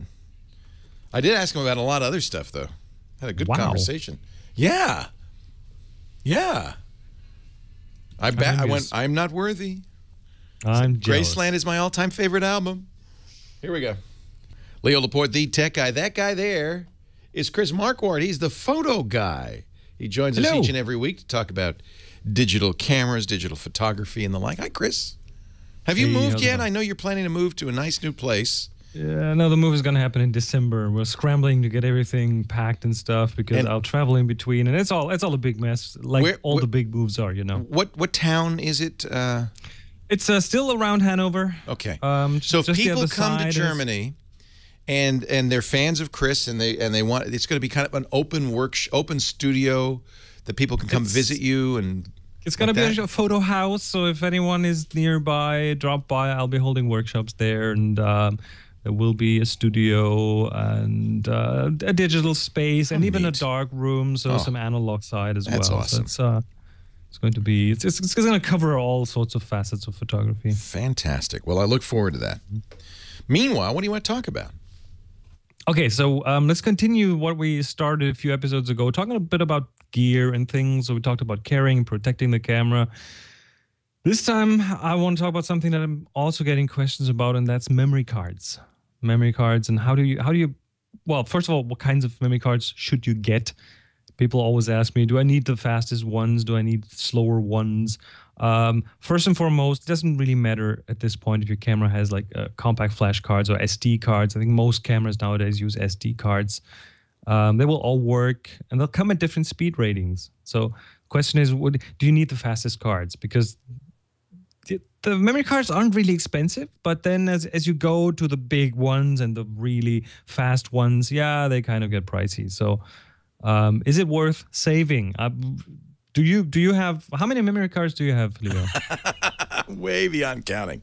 But I'm going to London. I'm going to London tonight, and I'm bringing a good camera, and I'm bringing memory cards, and I'm bringing 4 32 gig cards for the week. Sure. I think that'll last. So first thing is speed for your regular everyday kind of photography. Speed of the card doesn't really matter. So it's not that the camera will write the pictures straight to the memory card. There's a buffer in between. So the camera has some buffer memory, and it'll take care of most of those things. It will make a difference, though, if you fill up the buffer, then it has to write, and the faster it writes, the better. True. And if you're shooting video, doesn't that make a difference, too? Not really. Okay. For video, you will be fine with a 30 megabyte per second card. Photographers who shoot lots of bursts and lots of long bursts, like sports photographers or fashion photographers, or if you like a birder, if you shoot birds in flight, this kind of stuff, that's where a faster card will help you. But for your everyday regular photography, a normal card will just work. The good news is they're not expensive anymore. I mean, they're really cheap. Even at class 10 card, I only buy class 10. I think it's 40 megabytes a second. And fine, yeah, I mean, because I figured, well, they're not that expensive. True. And that's the next thing. What I do with cards, especially when it comes to filling them and then reusing them, is I treat them like film. They are cheap enough to just have stacks and stacks of card, and then when I'm on a trip, what I do is I fill them up, and once they're full, I take them out of the camera, I put a new one in, as if I would change film, as if I would put new film in. Eventually, you'll reuse it, though, right? I mean, it's not forever. Well, true. I will reuse them, but that's what I'm going to do on my trip. Right. That's what I'm going to do on my trip. Not on that trip. You know, you take the full cards back home. You import them into the computer. You do your work on those pictures. Even then, I don't empty the cards. I leave things on just in case something happens to my files. I do have backups, but then the files that are on the card from maybe a few months ago are still there, and that's... Now, this is what I use. I use the SanDisk Ultras, 32 gigs. You're right. These are 30 megabytes a second, class 10. Perfectly fine. 32 gigs, $16.99 on Amazon. Yes. Now, do you like having big cards? I like 32 gigs because I don't want to put too many of my eggs in one basket. It's the eggs in the basket thing. Yes, absolutely. So I'm also not a fan of having like 120 gigabyte cards. No. Now here's a trick. And I call that the 2-second rule. Yeah. Have you ever had a corrupted card? A card that couldn't be read anymore? Yeah. So here's one of the reasons, and you will know that you cannot unplug a hard drive while the computer's writing on it. Well, you can, but then you get data corruption because the buffers need to be cleared and everything. The same is true with the camera. So the camera will write to that card. If you rip it out too fast, there is a chance for corruption because even if you don't see the little blinky lights, some cameras, for example, some models of Canon cameras will continue writing to your card for up to one or 2 seconds after you open that card door. So wait for 2 seconds before you take the card out. That's all I'm asking. Yeah. Can you turn the camera off? Are the cameras smart enough to say, "Oh, I'll finish writing, then I'll..." Yeah. You can turn it off. You can open the cart door, and the camera will recognize that and will just finish writing things. But give it those 2 seconds, and then finish writing. And last but not least, if you empty a card, and I do this, I pull out one of these old cards that I filled up maybe a month ago or longer, and the first thing I do is I have a quick look what's on it, and sometimes I'm really surprised because really old stuff because I have so many cards, and then I format it in the camera, and I don't delete all files. I format the card. There's a difference there, because if you delete all the files, what it's going to do is for every single picture on that card, it'll write something into the directory of the card. So it's going to write and write and write and write 500 times, 1,000 times. It depends on how many pictures you have on there. Formatting is quick, very, very quick, and it'll just pretty much rewrite that directory on the card. And that doesn't put as much wear on the card, and it's just as effective. I think you're absolutely right. These cards have gotten so cheap. I'm looking now, actually, if you want a 40 megabyte a second SanDisk card, it's a couple of bucks more for 32 gigs, $19. So get 4, right? And so then for 80 bucks, that's like 20,000 pictures. That's supply for an entire vacation. Yeah, yes. It's plenty. Yeah. And that's exactly what I'm going to do. I'm going to bring that with me. And the speed is just fine for video. The video data rates aren't that high unless you have like a super professional camera that you can switch to super low compression modes. But your everyday DSLR is going to shoot, or your point and shoot, or your Micro Four Thirds camera is going to shoot video that will easily fit within those 30 megabytes per second. I think a lot of people have one card, and they use it until it's filled. I mean, it might be months. This, I think, is very common. I see that a lot, that people fill up their cards and fill them up, and sometimes not even take the pictures off the card anymore. Just keep them on the camera and use the camera to show the pictures around. That happens a lot now, Don't do that. So that's how you lose your photos. Make a copy as quickly as you can. Certainly when you come home from the trip, make a copy. You don't have to erase them from the card. That's fine. But copy them onto your hard drive. And the cards are pretty sturdy, so it's, as long as you... They fail, I know. I do backups too, but I haven't, since I've been following that 2-second rule, not touch the card for 2 seconds after you open the card door. I haven't had any memory card corruptions anymore. So I think that was really one of the reasons that in the past I had them every now and then. It's about a roll of film, 36 exposure film per gigabyte. So if you're an old-time photographer like Chris and I are, and you say, oh yeah, you're carrying with you, about 150 rolls of film with your four little tiny cards, that's great. I mean, that's wonderful. You should remember, though, shooting video does fill it up faster. And you know what I like to do, and I recommend people do this, while you're shooting stills, shoot 6 seconds, not more, just 6 seconds of video. Every once in a while, just 6 seconds of video. And then you have this video photo album as well as a still photo album. Chris Marquardt, he's at discoverlightroom.com. Great photographer. I'll tell you about our assignment when we come back. Thank you, Chris. Leo Laporte, the tech guy. I always have to remember, and it's nice now on these newer cameras because they have dedicated video buttons. Yeah. Just like shoot a few seconds of video along with your stills. That's usually plenty. I was just about to mention the first time I traveled to the United States back in '88. Yeah. I had 12 rolls of film with me. And you thought it was a lot. Slide film. You thought, I'll never run out. Yeah, somebody in the chat room was saying for his 7D, which are 16 megapixel shots, 32 gig card is the equivalent of 35 rolls of 36 exposure. That's amazing. By the way, if you have one of the newer cameras that has multiple slots, like you can put 2 SD cards in there, I recommend just putting two of the same size and then setting it so that it backs it up to the second one. So you are creating a backup while you shoot. That's a good idea. For some reason, this very fancy, very expensive A7 does not. It has one slot. It only has one slot? Yeah. Ouch. Isn't that odd?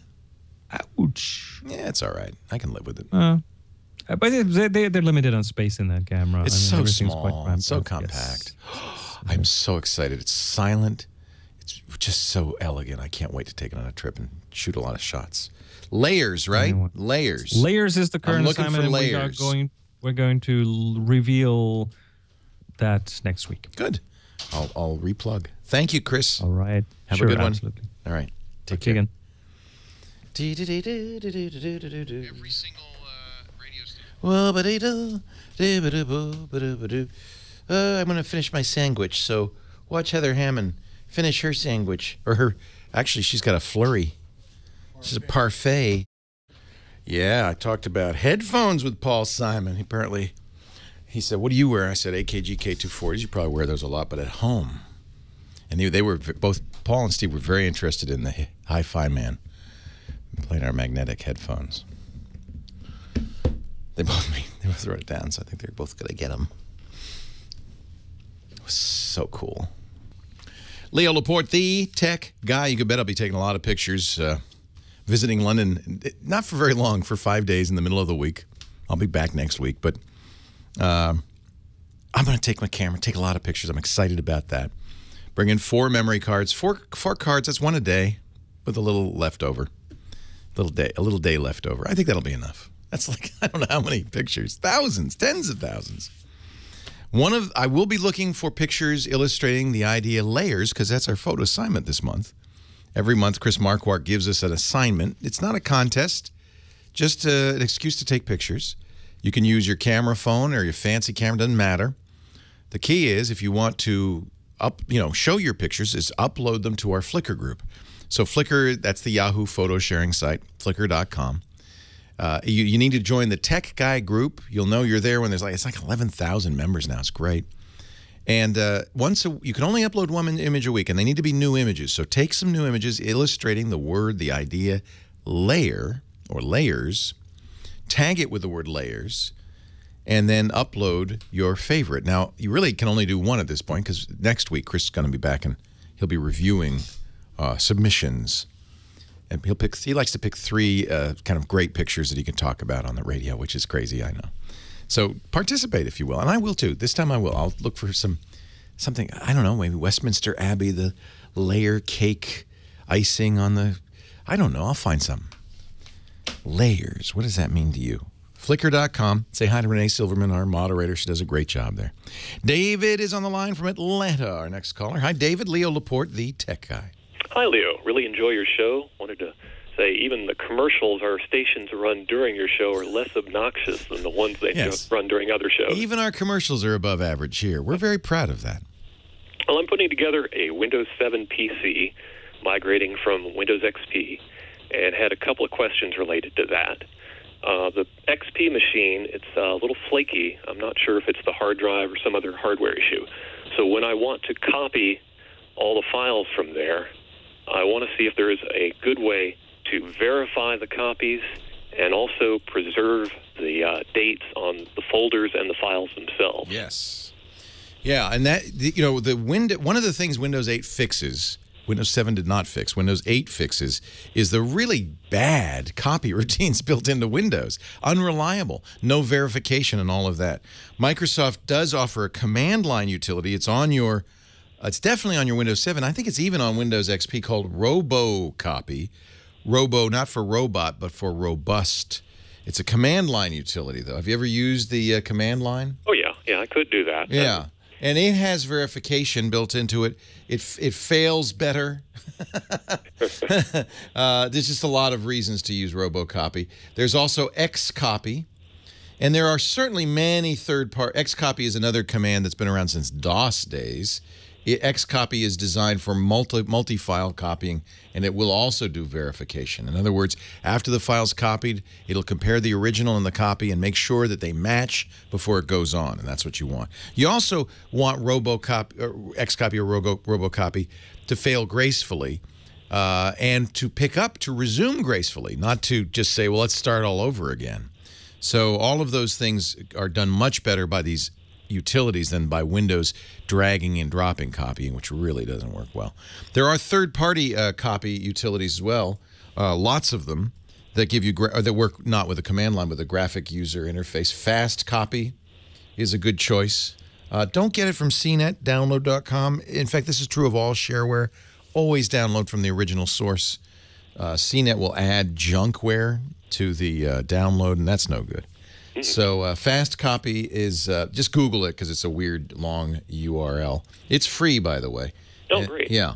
And so there are better ways, in other words, to do copying than simply using Windows Copy. In fact, I would never do that, ever, ever, ever. And the other question, my copy of Windows 7 is a little old, several years. Is it worth the time and effort to slipstream to try to apply the latest patches, the latest the updates that Microsoft has released for that? Yeah, I mean, it depends. Certainly, even with Windows 7, the Windows installer now is much faster because it copies an image instead of like churning and churning as XP used to do. But you can make a slipstream version of your Windows installer if you feel like doing that. There are programs that'll make that a lot easier. So in effect, you're going to take the original Windows install disk, add the updates, the system updates, the hot fixes, all of that, and create a new ISO, a new install disk in effect.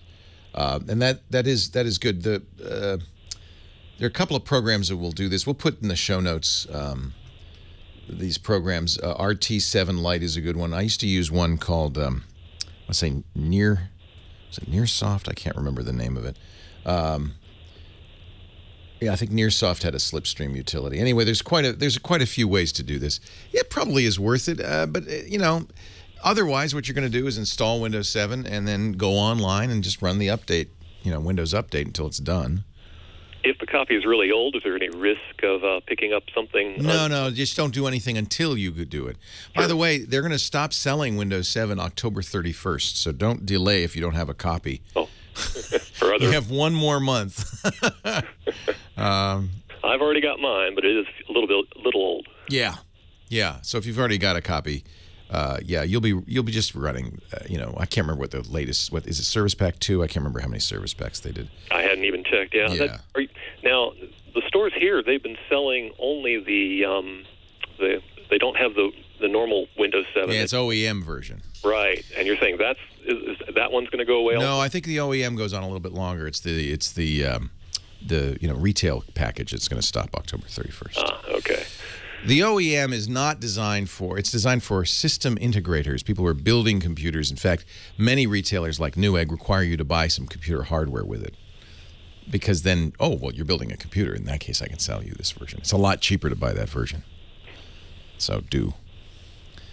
And I do believe, somebody in the chat room saying, yeah, Windows 7 Pro will be still available for a while on OEM only. Have fun.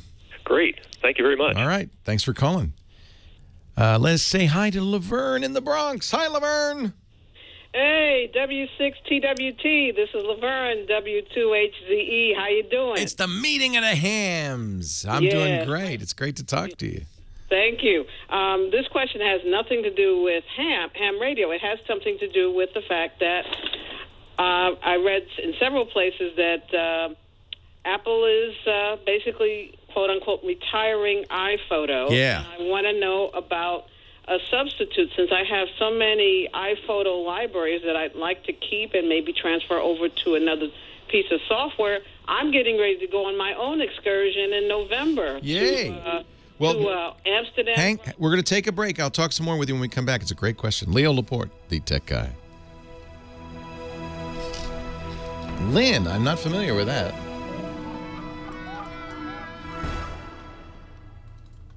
Type Lynn, I got lynda.com. Hey, are you getting a new iPhone, or maybe you want, I like the new Moto X. Maybe you have an old Moto X and you want to replace it. It's silly to just throw that in the drawer. It's like taking a Franklin and Ben Franklin just throwing it in the drawer saying, yeah, see you later. I don't need you. You go ahead and collect some dust. Those old gadgets, they're worth cash. That's why I tell everybody, go to Gazelle.com and get paid what your old stuff is worth so you can buy the new stuff. They will lock in your cell phone price for 45 days. That means if you don't, for instance, and I think this is important, if you're buying an iPhone, people are not getting them now till Thanksgiving. So this way, you can lock in the price, wait 45 days, get your iPhone, transfer your data over, then send it to Gazelle.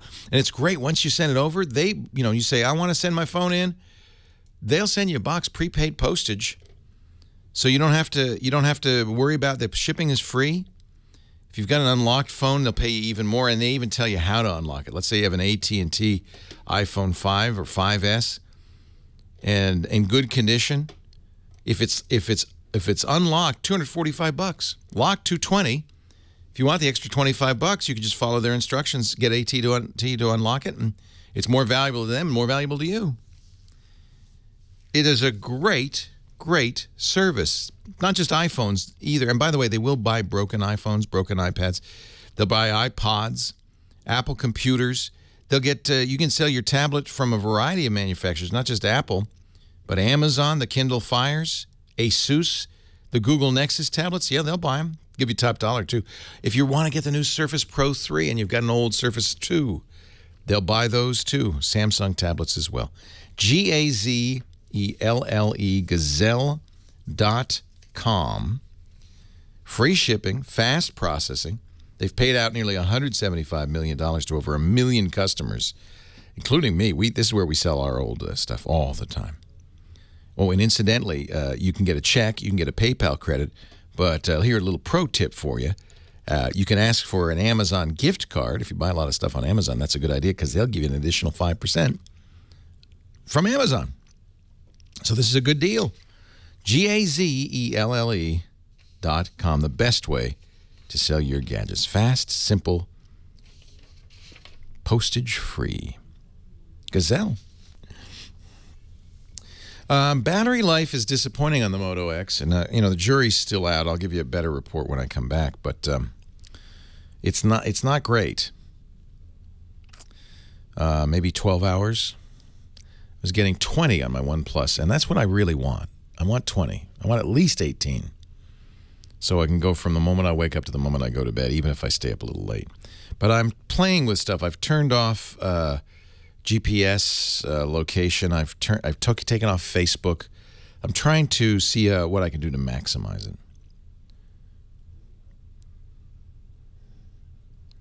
So, what did I say an hour ago? Lisa says, "Hey, I can hear you."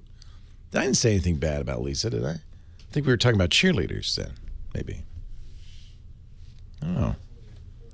Yeah, we didn't say anything bad. I only say good things about Lisa. You said she agrees with me. Yeah, that's a good thing. Isn't it? Yeah. She agrees with you. Hey, maybe I should print this thing out, but somebody from an affiliate wanted to maybe get in touch with me. Oh, I saw that. You did see it? Yeah, I just didn't respond because I don't do email. No, I do. I never, I see it and I go, oh, yeah, I'll respond to that, and then I never do. Okay. Yeah, just give them my cell number. Okay, give me your cell number. It's in my email. Is it? Yeah, if I ever respond to you. The one where you didn't respond to me? Yeah, the one I didn't send you. Remember that one? Oh, you probably don't remember that one. Here, maybe let me send you. You want to write it down old school on a Post-it note, or I'll hand you right now. Watch you can put it in. Oh, man. All right, let me see. Look out now. Email from Heather. Now you open a can of worms. Every weekend, drunk selfies from Heather. Oh, why did I give her my phone number? That's okay. Give me your drunk selfies. I don't do that. They can call why not? The number below. Do you ever do drunk dial? No. You're mature. A good person. You're mature. Yeah. Yeah. I've done some stupid things. Yeah. Yeah. That was a long time ago. Yeah. I'm all for stupid things. Yeah. When you're in your 20s and 30s. When you're a jet all the way. So I just sent it to you. So, yeah, they can... and they can use that number? Yeah, but, I may not answer because I'm on the... The problem is people don't realize. They think, oh, he's available because he only works weekends. You just sit around and... I'm just sitting around my jammies waiting for them to call Monday through Friday. In fact, I'm on the air a lot of times. So, a lot of times I can't help them. Yeah. The other problem is East Coast morning shows want me on at 3 a.m., Right. I ain't gonna do that. Well, this is our boy here in town with our local thing, but they're also. But is he an affiliate? Yeah. Okay. Yeah, because I can't do KGO anymore because it's 910. They asked me not to. 910, I can do anything he wants. It's he was on KFOG for many years with Dave Morey. Oh, I'll be glad to. He's an okay guy. Oh, I'll be glad to. So, yeah. Oh, of course. Armstrong and Getty. Oh, I'd love to be on Armstrong and Getty. Yeah. It's their news guy, but maybe he'd line up to do something with those two. I would do a weekly thing with Armstrong. I would do KFI every week. Thank you. Yeah. Ta-da. I love Armstrong and Getty. I love affiliate relations. Thank you. You should be our affiliate relations person. Oh, my gosh. I had a great sales idea, too. Did you see the necklace I had on yesterday? No, I didn't. It's a big, cool, weird silver thing. There's this thing called Rockbox. Yeah. It's Netflix for jewelry. I'm familiar with it. We should do that, and then every week I could have a new We are the kings of boxes. We do Bark Box for dogs. What's that for? Just happy to be here? Nice to see you. I just got a fist bump. Nice. Sanitary. Yeah, sanitary. I don't know. Your knuckles could have filth on them. But you usually don't eat with your knuckle. I put, if you touch your face at all, you're dead meat. So just forget it. Don't stop touching your face.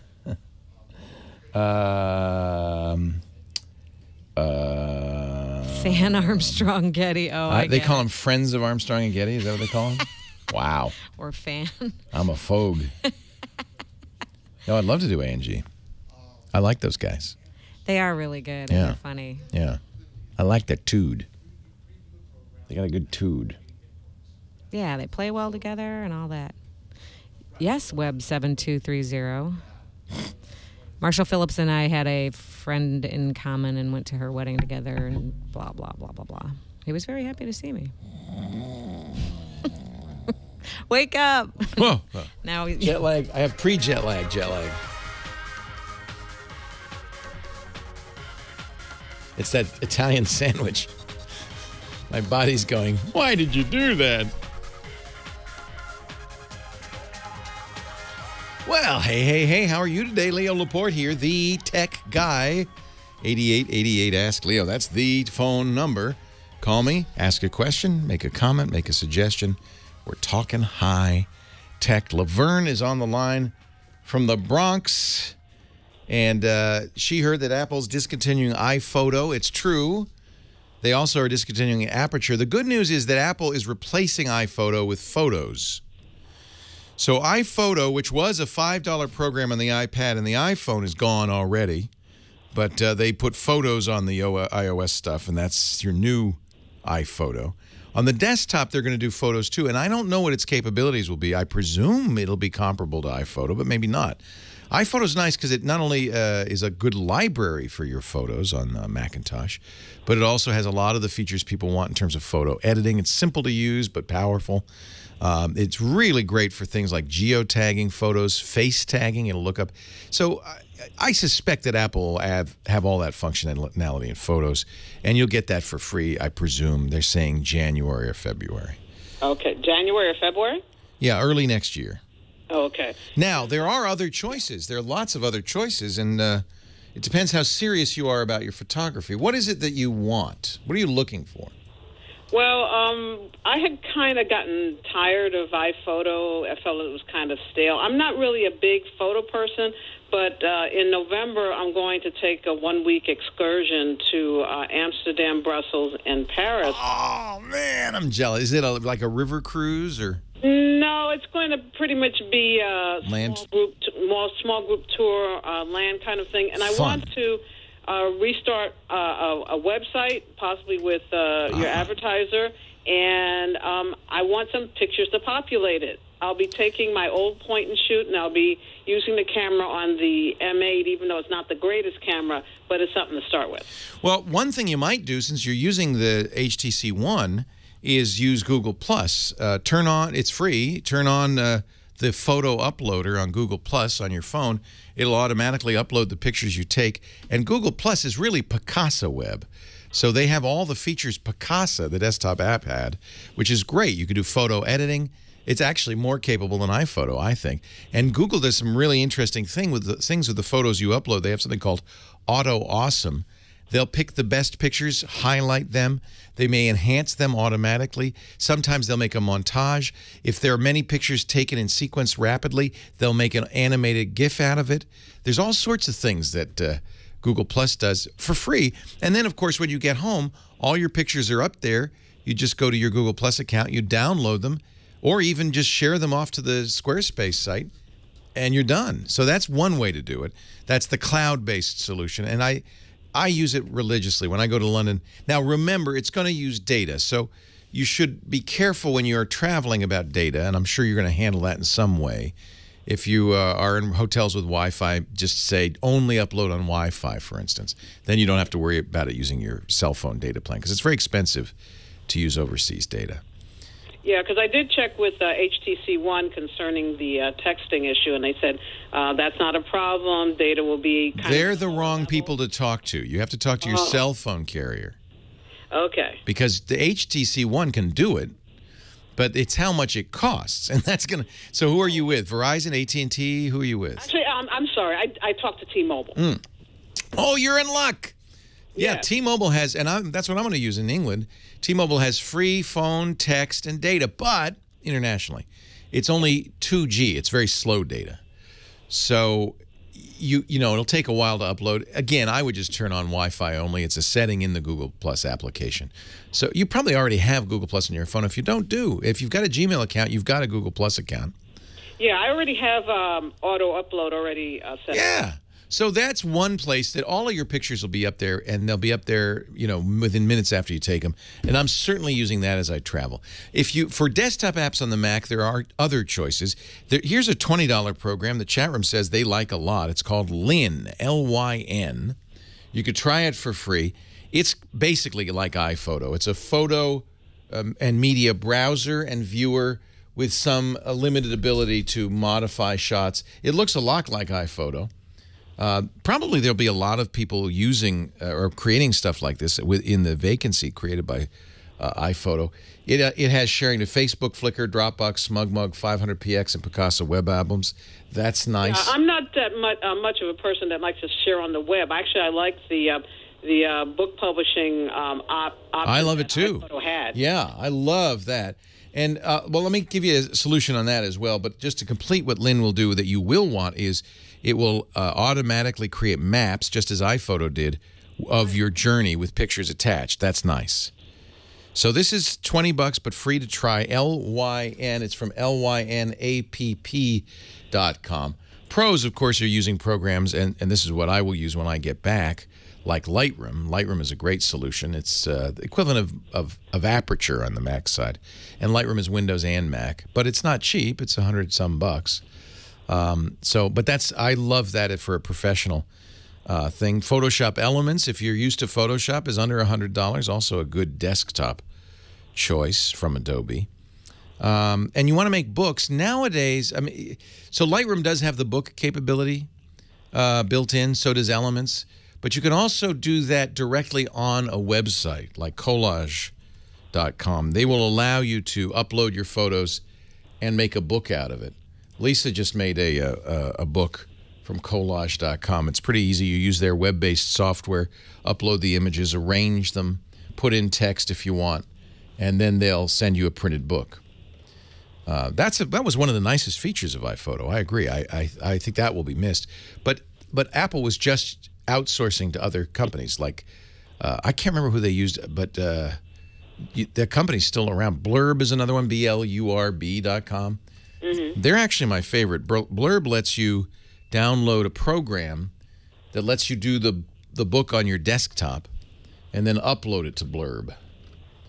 And they do really gorgeous books. They're kind of for people who want to even maybe sell their books. You don't have to. Yeah, I've sold a couple of my books, but I do have coworkers that use Blurb professionally, and they really have some nice books. I think it's gorgeous, and you can do it on your iPad, your desktop. I think Blurb is probably the best in the business. So that's more high-end. Collage is easy and kind of a little more scrapbooky. Mm-hmm. And then there are desktop apps as well. Yeah, well, if you've used Blurb and your friends have, I'd say that'd be a great one for it's just for making books. It's not for making doing the other stuff you would do with iPhoto, but great for making the books. I think that's a great thing to do when you get back from a trip, especially with digital photography. It's all on the computer. It's not really available easily. If you're going to make a Squarespace site, as you say, you can make a special site for your trip. That's okay. But there's nothing like having a photo album. But we don't do that anymore, right? Because they're all digital. Who goes to the drugstore with a film and gets it printed? But these book solutions are great. You can have a book from your trip. You can arrange it. You can have text. And then you put it on your coffee table. It's beautiful. It's as good as print's better. And it's in one place. You put them on the bookshelf, and you've got your history of your life there, so your kids can throw them out later. So it's very good. So I have relatives in other parts of the country, and they're not internet savvy, but they love the book. Perfect. Who doesn't love them? I think I like the albums. I keep meaning to do it. This is the, as great as digital photography is, and it really is, it's just revolutionized photography and brought it to so many people, because it used to be pretty expensive to print your film, develop it and print it, and every shot you had to think a little bit, is this worth, the 50 cents it's going to cost me to develop and print it.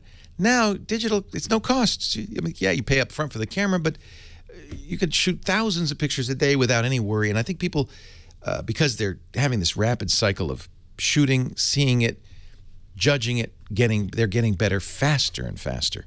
And so there are a lot of very talented amateurs now who just wouldn't have existed in early days.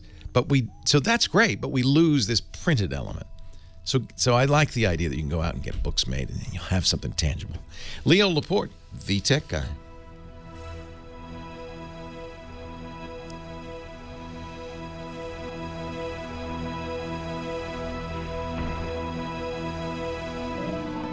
So what brings you here today, my friend? You miss Twit? Oh, did you bring your wife? You bring your lovely wife? No, Louisa is arriving tomorrow from the Azores. Oh, she went to the Azores for the summer, or? Both of us went. Oh, good. My father got sick. Oh. Then we both went back. I worked there for 2 weeks. Oh, how nice. I told Louisa I have to leave. Yeah. So the management at HP allowed me to work from there 2 weeks. Great. And then she stayed with the mother, and the father was in intensive care. Is he okay? Oh, I'm sorry. Oh, please give Louisa my love. I'm sorry, yeah. I've been all by myself for a month and a half. Oh, it's not so bad. Yeah, it can be good and bad. Depends. So this is why I love Google+. So for a couple of things. First of all, you see these, if I do all photos, this is just going to be all the photos I've taken. And these are automatically uploaded from my phone. Both my iPhone... Okay, maybe you don't want all the photos you've taken, but from my iPhone as well as from my Moto X, and that's nice. But what Google does is it knows that some of your pictures are crap, so like most of your pictures. So it does highlights as well. If you click highlights, you'll see highlights, and then it also does these auto awesomes. So this is an album it made.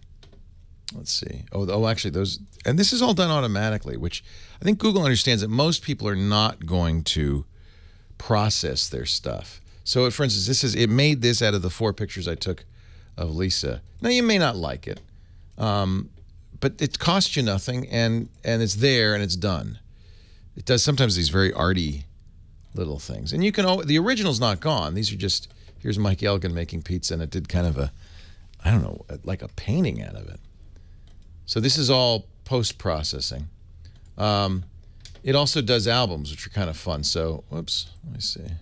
I can't load the story. I don't know why. This is my trip to Coronado and San Francisco. This is completely unedited. Oh, and I looked at it earlier. I don't know. Maybe it's adding some photos to it. I don't know. But it'll make photo albums. So that's fun. Let me see. I'll find another album here. Let's go to the, isn't it albums? Am I wrong? This looks like more traditional albums. I think they've reorganized this. Albums used to be those, oh, it's stories, sorry. Here's the stories. So these are random stories because it knows you took a lot of pictures. So this is one that came out quite well. Oh, something's wrong. Server's down. So some of them I've modified because they're so great. Gosh, I'd love to show you one. I'm not sure why. Huh. Something wrong with Google Plus. It's broken. It's broken. So This was a good one. It took, oh, man. Well, don't do it because apparently it's never going to work. No, I'm sure it'll be back. But it's really nice because you get these albums and you can then go and fix it and so forth. Yes, they'll deface your photos at no extra charge. And those are, by the way, those are all private. So they're just for you. If you want to share them, it's easy to share to Google Plus and other places, but they're just private. There's a cool iPhone app that I might try in London called Storehouse. And I made a couple of Storehouse, it's iPhone only, made a couple of Storehouse slideshows. I'll show you one real quickly. Well, I guess we're coming back here. Next break. Leo Laporte, the tech guy. 8888 ask Leo. Somebody's asking me, which iPhone are you going to take on your trip to England? I'm taking a Moto X Android phone, this year's Moto X, which I just got a couple of days ago, Friday, I guess. Like it. Battery life, though, so far. Now, remember, this is 3 days in, so I'll give you a better report next weekend. But battery life has been a little disappointing, like 12 hours on a charge. That's not enough. I get up at 7 in the morning. I don't want the phone dying at 7 in the evening. It needs to get me back to bed. So we'll see. I'm playing with it, see if I can improve that. But I'm also going to bring an iPhone, because why not? I have both the big one and the little one, the 6 and the 6 Plus. And I think the 6 Plus is a little, believe it or not, a little too big for me, even though I use bigger phones on Android, and one of the reasons I think that it works better on Android is because Android, with its widget system, is better able to use the big size screen. A lot of the stuff I do on Android, I don't even need to launch an app. I can see my calendar, phone calls, messages, get weather. A lot of the things I would do just by looking at the screen. So it uses that big screen. Well, on an iPhone, it's just a bigger screen of icons. There's no information on that screen. You still have to launch an app. Most apps still don't take advantage of the extra real estate. They're bigger. That's it. So I'm not crazy about the iPhone 6 yet. Somebody called it clown shoes. It kind of is clown shoes for your phone. The iPhone, that's the Plus. The 6, the regular size, 4.7 inch, I think is beautiful. Just the right size. I've somehow, something about 4.7 inches just fits my hand. I like it. It's going to feel pretty big. Even that, it's going to feel pretty big to iPhone users. It's a big jump. But so that's what I'm going to take, the iPhone 6 with me. Both of them will be on T-Mobile. The Verizon iPhone 6, this is a nice little tip, is a good phone for travelers. Usually Verizon's not, because Verizon has up to recently been using a network technology called CDMA, which is not really found much in the rest of the world. And so many Verizon phones just wouldn't work outside the U.S. Lately, they've made the move to LTE and even voice over LTE, and that is compatible with the rest of the world's systems. The new iPhones, and this was true of last year's as well, use SIM cards, and you can put another company's SIM card in them. They don't lock the slots, and they work fine. So I put a T-Mobile SIM in my Verizon iPhone, and now it's a T-Mobile phone. At least for my travels, it will be. I'll set it back to Verizon when I get home just by putting the old card back in. The reason I like T-Mobile, as I mentioned to our previous caller, is they have been very aggressive about international plans. They basically say, you don't need an international plan. You're going to have free text, inexpensive phone calls to the States, free phone calls in the country you're in, and free data at a slow speed, 2G data as well. You don't have to worry about it. Well, we'll put that to the test this week in England. We'll see. So that's another reason why I thought, well, I'm going to give T-Mobile a shot at this one. 8888 ask Leo. I do, if you're interested, if you're thinking about buying an iPhone, particularly if you're an existing iPhone customer, I'd say get the 6, not the 6 Plus. Not because of bendy and all that. I don't believe that. Just because it's a better size, I think. The 6 Plus will seem so big to you. Roy, Orange County, Leo Laporte, the tech guy. Hi, Roy. I'm good. How are you? I'm well. How are you? I'm fine. Leo, I know you've got the answer to this. My 96-year-old mother is having trouble reading, which anyone at 96 would. Of course, yeah. And she's being recommended one of these devices that look like an old-time photo enlarger, except they've got a screen on the front, and you lay the book down under a video. It's a magnifying glass, yeah. Yeah, electronics, certainly. Yeah. And they're real expensive, but they look real arcane and difficult to use. Could I've having a tough time convincing her to use a tablet. I gave her a Kindle. She won't touch it. She won't touch it? Wondering. That's disappointing. Poor, because I gave my mom a Kindle. Mom's in her 80s, and the paper Kindle, the e-ink Kindle, the white ones, not the tablet, but the e-ink, and you can set the size big of the like as big or bigger than a large type book. She said, "This is great. I can read again." What she wants to do is read the books she has. Ah. And of course, eventually, if I can get her on a tablet, I can get her on the internet. But what I'm looking for now is a way to use a tablet and maybe its onboard camera to do this enlargement that these magnifying things. Yeah, the fact there are apps for both Android and iOS that do exactly that. You use the camera. It's going to wear the phone out pretty quick, but you use the camera and it magnifies it. It's mostly intended for reading menus in dim restaurants for people our age who need readers. But I suppose it'll work for your mom. I don't know the names. I'll have to look it up. But yeah, there are such things in the world. Because what I'm going to try to do this time, since she's got an eye doctor's appointment coming up, is I'm going to talk to the eye doctor and see if he's got an iPad in his office. And I bet she'd like it. And walk her through this, because I'm 3,000 miles away. I see the problem. Yeah. And I understand. I think when I'm 96, I probably won't want to use the Apple iPhone 73. But she's still trying to figure out the telephone. Yeah. I mean, bless her, but she wants to read, and reading is such a great thing. One thing I hope to be doing at that age is listening to audiobooks. I understand she wants to read her physical books that she has. That's another great point. That's challenging, but boy, my mom loves audible.com, listens to audiobooks all the time. It's a blessing for her. So another thing to maybe, just say, hey, Mom, wouldn't you like somebody reading to you?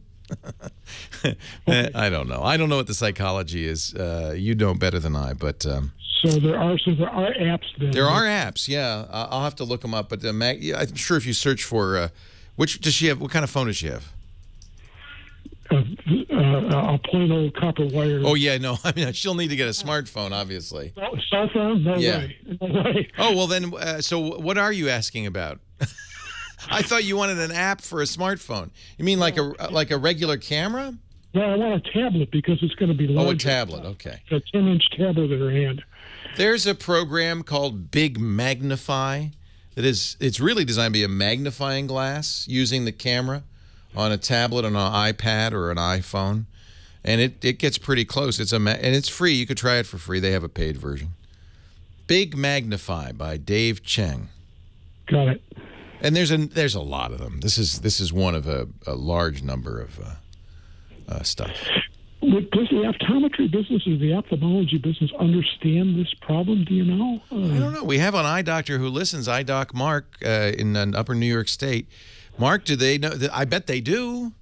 I bet they do. And as we all are aging, we're living a lot longer. This is going to be something I would imagine there'll be quite a few solutions for, especially as we baby boomers start to hit our 80s and 90s. It's going to be a big thing. Chat room. Maybe I can connect with him. Yeah. So there he is, Eye Doc Mark. He's in there. He's giving you a link. Look at that. The chat room to the rescue again. Thanks, Roy. And that's a great thing to do for your mom. I think it's wonderful. Leo Laporte, the tech guy.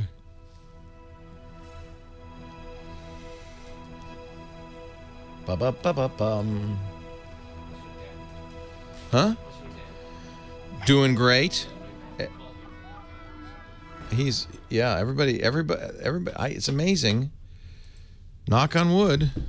Mom and Dad are both doing really well, having fun in life. And let me see if I can see this now, my story. Yes, I can. Say again? He's been up here a couple of times, yeah. Haven't seen him of late. So, all right, so this is finally working, a photo album from my trip to Coronado and San Francisco. So this is all done automatically by Google, and you can modify this, obviously. So first, we went to the airport. and then took pictures of the airport of people and of the plane. And then the plane took us to San Diego. Admittedly, you know, this works better if you take more stuff. This is a video that I took, I think, with the iPhone's high-speed camera. Of the, I love this Coronado Bridge. It's amazing. It's a gorgeous bridge. Then here we are at Coronado Beach. Here is a cigar box banjo. Well, what do you know? And then some people on the beach. I didn't take very many pictures. And then here's a picture of a fountain. I think this is the iPhone as well. Actually, could find out real quick. It doesn't say. Does not identify the camera. Then we get back on the plane. We're flying home, and the end. So, you know, garbage in, garbage out, obviously. Let me show you the one that, this was a little bit better. Well, this one's fun. This is, whoops. That was visiting my son. That was fun at father-son frat day. Let me, no. Stop clicking, Leo. Stop clicking. Be patient. Oh,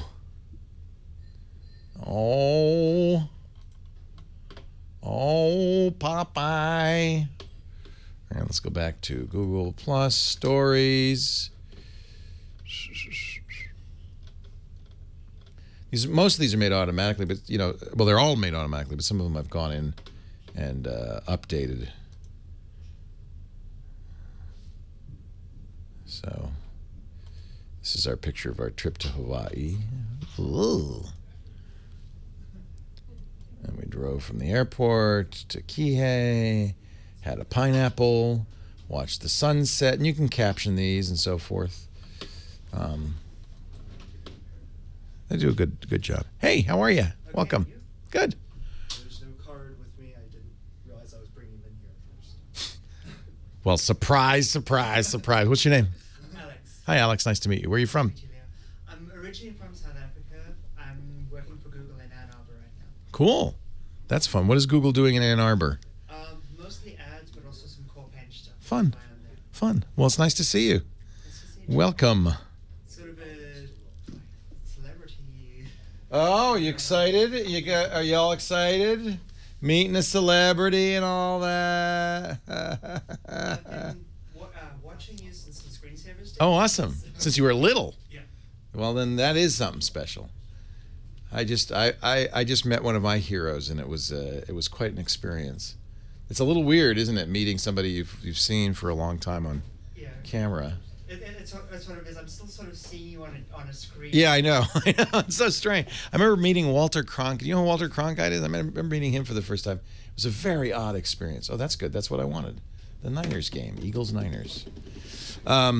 It was an odd experience because there he is, Walter Cronkite. He's sitting across from you, and he's still Walter Cronkite, but then he's also a real person, so it's very disorienting. You can see the back of his head. Leo Laporte, the tech guy, 8888. Ask Leo the number. We go back to the phones and Sparks, Nevada, where James is hanging his hat. Hey, James. Hey, how you doing? Glad to meet you via the phone and radio. I have a question about the escalating prices of cable and satellite. Oh, man, yeah. Yeah, and I want to try to see if I can combat that with something similar. So my question is, what device can I use to give me either identical or similar programming that you get from the cable and satellite companies? Yeah, anybody who says, oh gosh, you're a nation of rip-offs using content, consuming content for free, hasn't seen our cable bill lately. Well over $100 for many of us to watch TV, to watch HBO.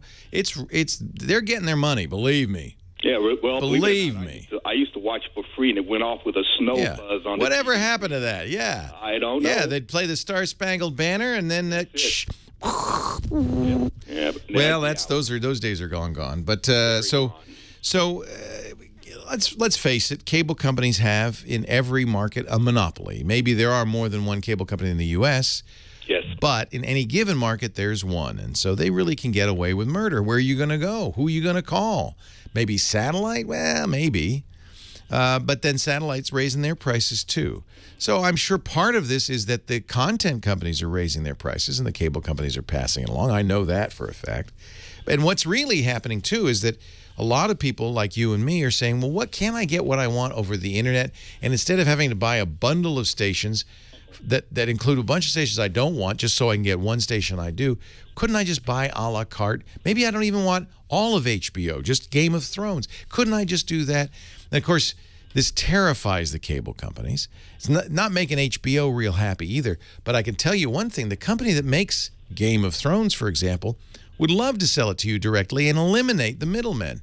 They'd get more of the money. You'd pay less. You'd get exactly what you want. It would be a great solution. And the only thing standing in the way is the cable companies and the production companies, the network aggregators, things like that. They don't want to do this. So they're fighting it tooth and nail. However, the internet is here to our rescue. We can get a lot of this stuff over the internet. HBO is kind of grumblingly going along. For a long time, you couldn't buy HBO shows on iTunes. Remember that? Then they kind of said, oh, all right. Now they're even putting some of them on Netflix. So it's they're kind of coming along for the ride. Everybody sees that what's going to happen eventually is you'll get what you want, exactly what you want, no more, no less, when you want it over the internet. That's all we want. And we're going to win in the long run because we're the customers. I've been telling, I remember I spoke to HBO about 10 years ago. And they had their annual meeting in Palm Beach, Florida. And they said, whatever you do, don't talk about the internet and piracy. So what did I talk about? The internet and piracy. They weren't happy. But I told them, look, listen to us consumers. We want what we want, when we want it, where we want it, with a minimum of fuss. And we're willing to pay for it, but you got to make it available. You got to make it easy. We'll pay for it. We're not trying to rip you off. We're really not. But if you don't make it easy and affordable, well, you got to remember the pirates are out there, and it's easy to go to Pirate Bay and get anything you want. High def, no charge. That's the competition. The record industry finally realized this. Eventually, TV and movies are going to realize it. Give customers what they want, and everybody will be happy, including them. Now, cable companies realize that's bad for their business because their business is based on selling premium content at a high price, locking people into a network. And that's a very high profit business for them. And I've even talked to them for years, said, well, it's going to be all on the internet. I guess they see me coming, these companies. They're not happy. Oh, you again, Leo. Would you stop talking about the internet? But I was right. And so what the cable companies have done is they've gradually ramped up the cost of cable plus internet and the cost of internet alone so that they're roughly equal. So that you don't save much by getting rid of cable. But the only way you do that is by ramping up the cost of the internet. So internet prices now are fairly high. You're getting a lot of speed because they understand you're actually willing to probably, in many cases, to pay $50 or $60 a month for a lot of speed, for high-speed internet. But you're going to pay that much because they realize, hey, we got to make the money somewhere. And since you're not buying HBO anymore, we're going to make it up on charging you more for internet access. And that's exactly what's happening. So in most parts of the country at this point, a cable subscription with television or without television are very close, within $10 of each other. In any event, what's the answer? I think in the long run, the answer is going to be the internet. It's going to be the savior. This is what the internet does. It breaks up any innovation, any massive innovation like this, whether it's the industrial era, locomotives. It changes the status quo. It's disruptive at first. People don't remember, because they're not as old as me, but when I'm not even old enough to remember this, but when the railroads came in and the Transcontinental Railroad was built, transformed, of course, the nation. Absolutely, the Golden Spike hit, and boom, the nation suddenly can go by train across the entire country. All the railroad companies went bankrupt. There was a boom cycle and a bust cycle, much like what happened on the internet. They all went bankrupt, but we got the railroad bill, and it did transform the country. Industrial era, a lot of people out of work, riots, rebellions. Ned Ludd and his weavers destroyed the looms. That's where the word Luddite comes from.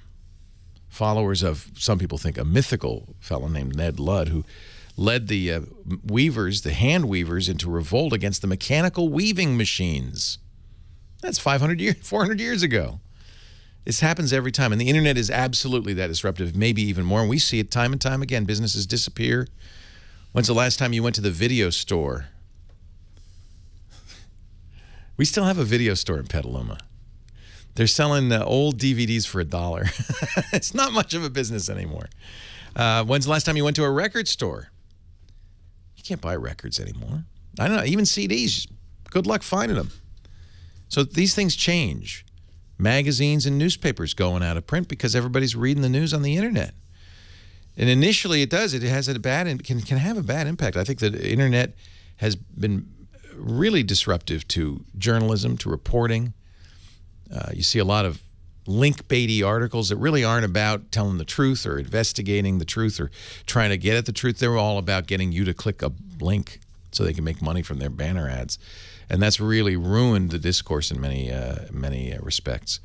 But that's normal. These interruptions in business and disintermediation, all this stuff will happen with the new technology. Eventually it settles down. And I think eventually, to answer your question, it will be absolutely possible to watch just what you want, what we've always asked for, when you want it, at your convenience, at a fair price. I'm not asking for it for free. You know, I spent some time with one of my heroes a couple of nights ago. Had dinner with Paul Simon. I asked him about the music industry. He said, it's terrible. He said, record companies are going out of business. There's no record store in New York City anymore. There's nowhere to go to buy records. He said, and I said, well, what about Spotify and things like that? He said, nobody makes any money on that. The artists make no money on that. You pretty much have to make your money performing nowadays. And he was, you know, felt pretty bad because the model that he had grown up and become hugely successful and has completely changed. And I hope that it has changed, that it will change to the point where, and I do believe this will happen, artists like Paul Simon, young and up-and-coming artists, I said, you know, you don't care, you made it. He said, yeah, but my kids care because my kids are performers, are musicians. What are they going to do? They're coming up in the world now. What are they going to do? And I think we'll find a way. I think we'll find a way because as consumers, we want the music. We love the music. We love the video. We love the shows. And we're, I believe, willing to pay for them if we can get them in a way that suits our convenience. Leo Laporte, the tech guy.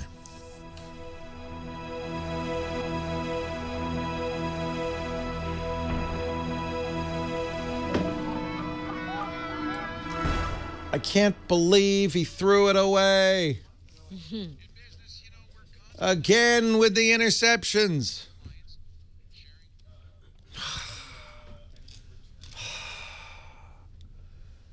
Colin, what are you doing to us?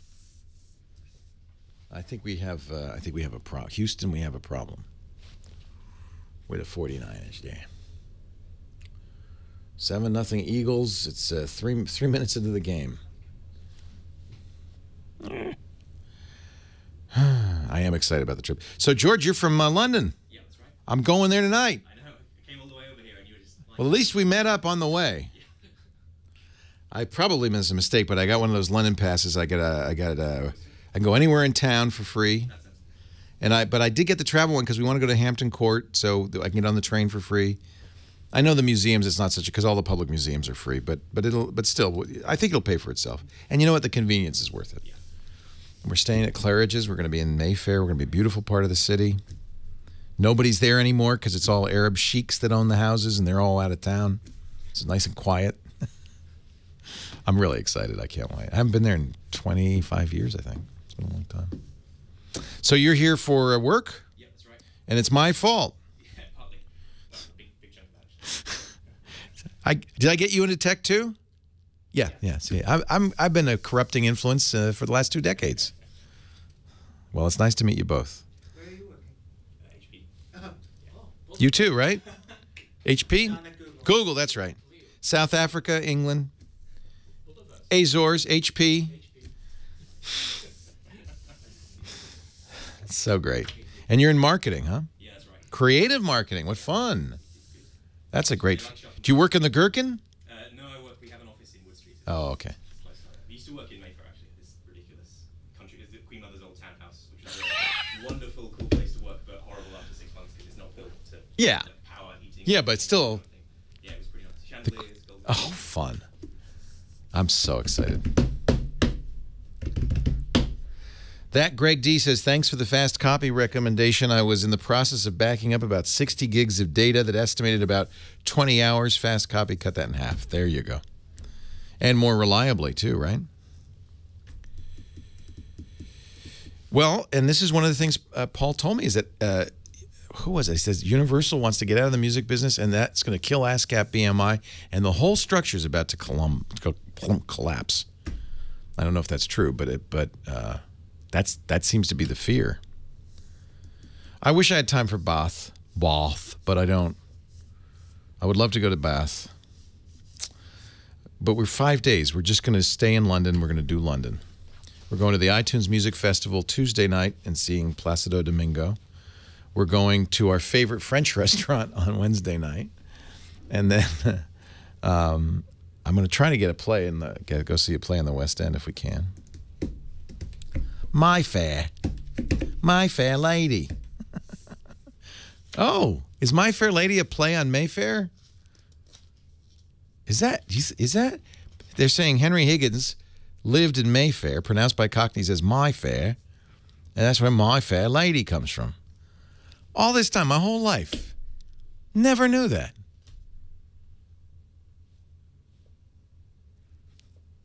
Well, you don't want to eat English food in England.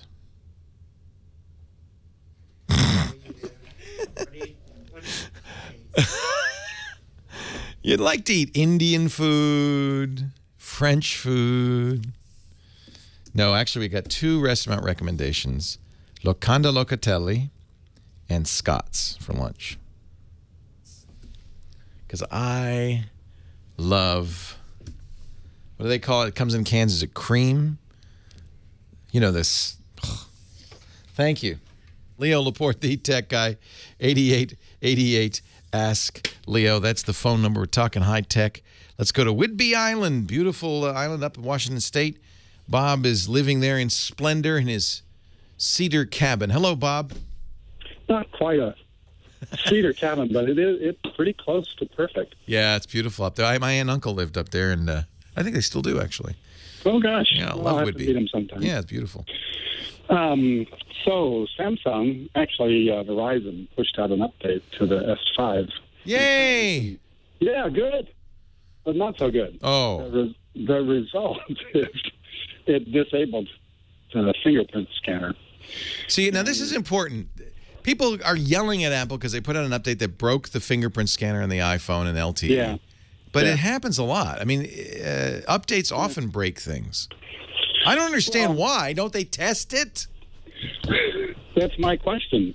What the heck? I mean, didn't you just try it once to see if your fingerprint reader worked? You'd think they'd notice that. Well, somebody should have. So where they left me is I could probably live the rest of my life without a fingerprint scanner. But well, that's the good news.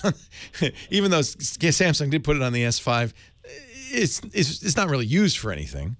No, it's just a convenient way to get. It's nice. Yeah, I like the authentication. I love the fingerprint reader on the iPhone. It's very nicely integrated into the iPhone. Yeah. Well, so here's where I need your help. I'm seriously thinking, even though this upgrade to the Samsung S5 I did that out of impatience, waiting for a larger Apple phone, and some months ago when I didn't believe they would ever really do it. Now they have one. And it's massive. It's bigger than the S5. Yeah. So I'm kind of with you. I don't need a phone that's bigger than any pocket that I have. It fits in a shirt pocket. This is the Galaxy Note 3, the most recent, although the Note 4 is going to be out this week. Big phone from Samsung. It fits fine. It's about the same size, by the way, as a 6 Plus. It fits fine in any pocket. It's not, it's not so grotesque. It's funny how when these first came out, and you saw somebody talking to them, and you thought, oh, that's funny. The guy's talking in a plank of wood. What's going on? But we've gotten used to it. It's not so big as it seemed, and boy, it's sure convenient to have more stuff on the screen. More real estate. Yeah, that's really the thing. Right now on the iPhone 6 Plus, you don't get more stuff on the screen. You just get bigger letters. No, it's a little disappointing. Yeah. The icon grid is the same size.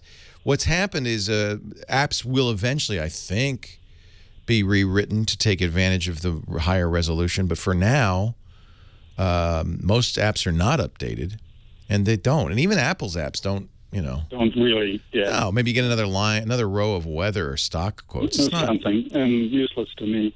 Well, the update promised some things, and this... What was the update? Was it a 4.3 update, 4.4 update? What did...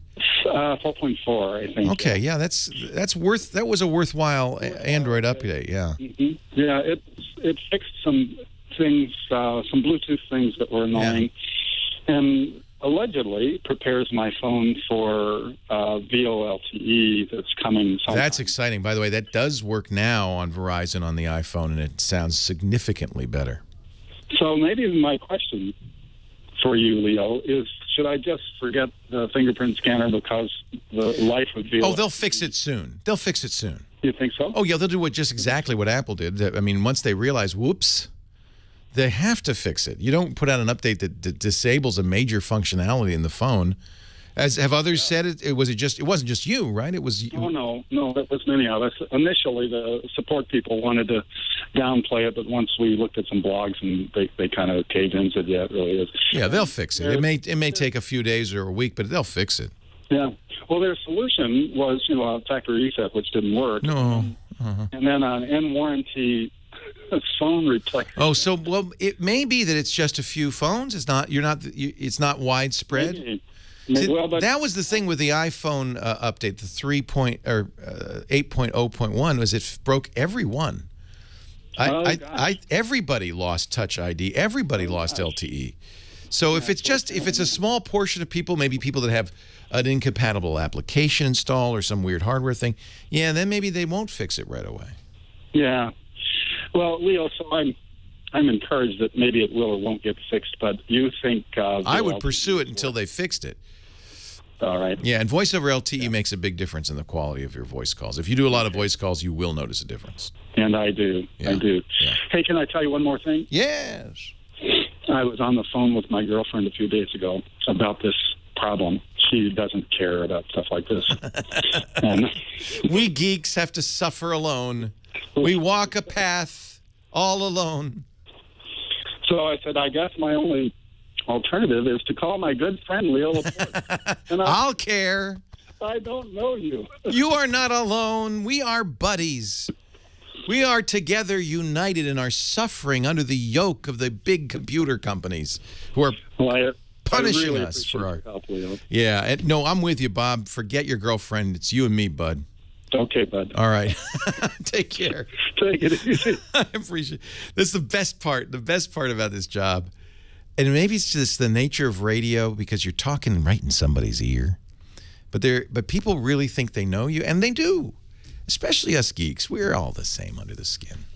We got the same pocket protectors, the same taped up glasses. We're the same. Let's see if we can sneak in one more call. Going down to Austin, Texas. I'll be there in a few weeks, actually. Jerry, Leo Laporte, the tech guy. Hi, how are you? I'm well. How are you, Jerry? Doing good. Loving Texas. Love it. Love Austin. Yeah. We're just northwest of there. Really enjoying it. Oh, it's a great city. So what can I do for you?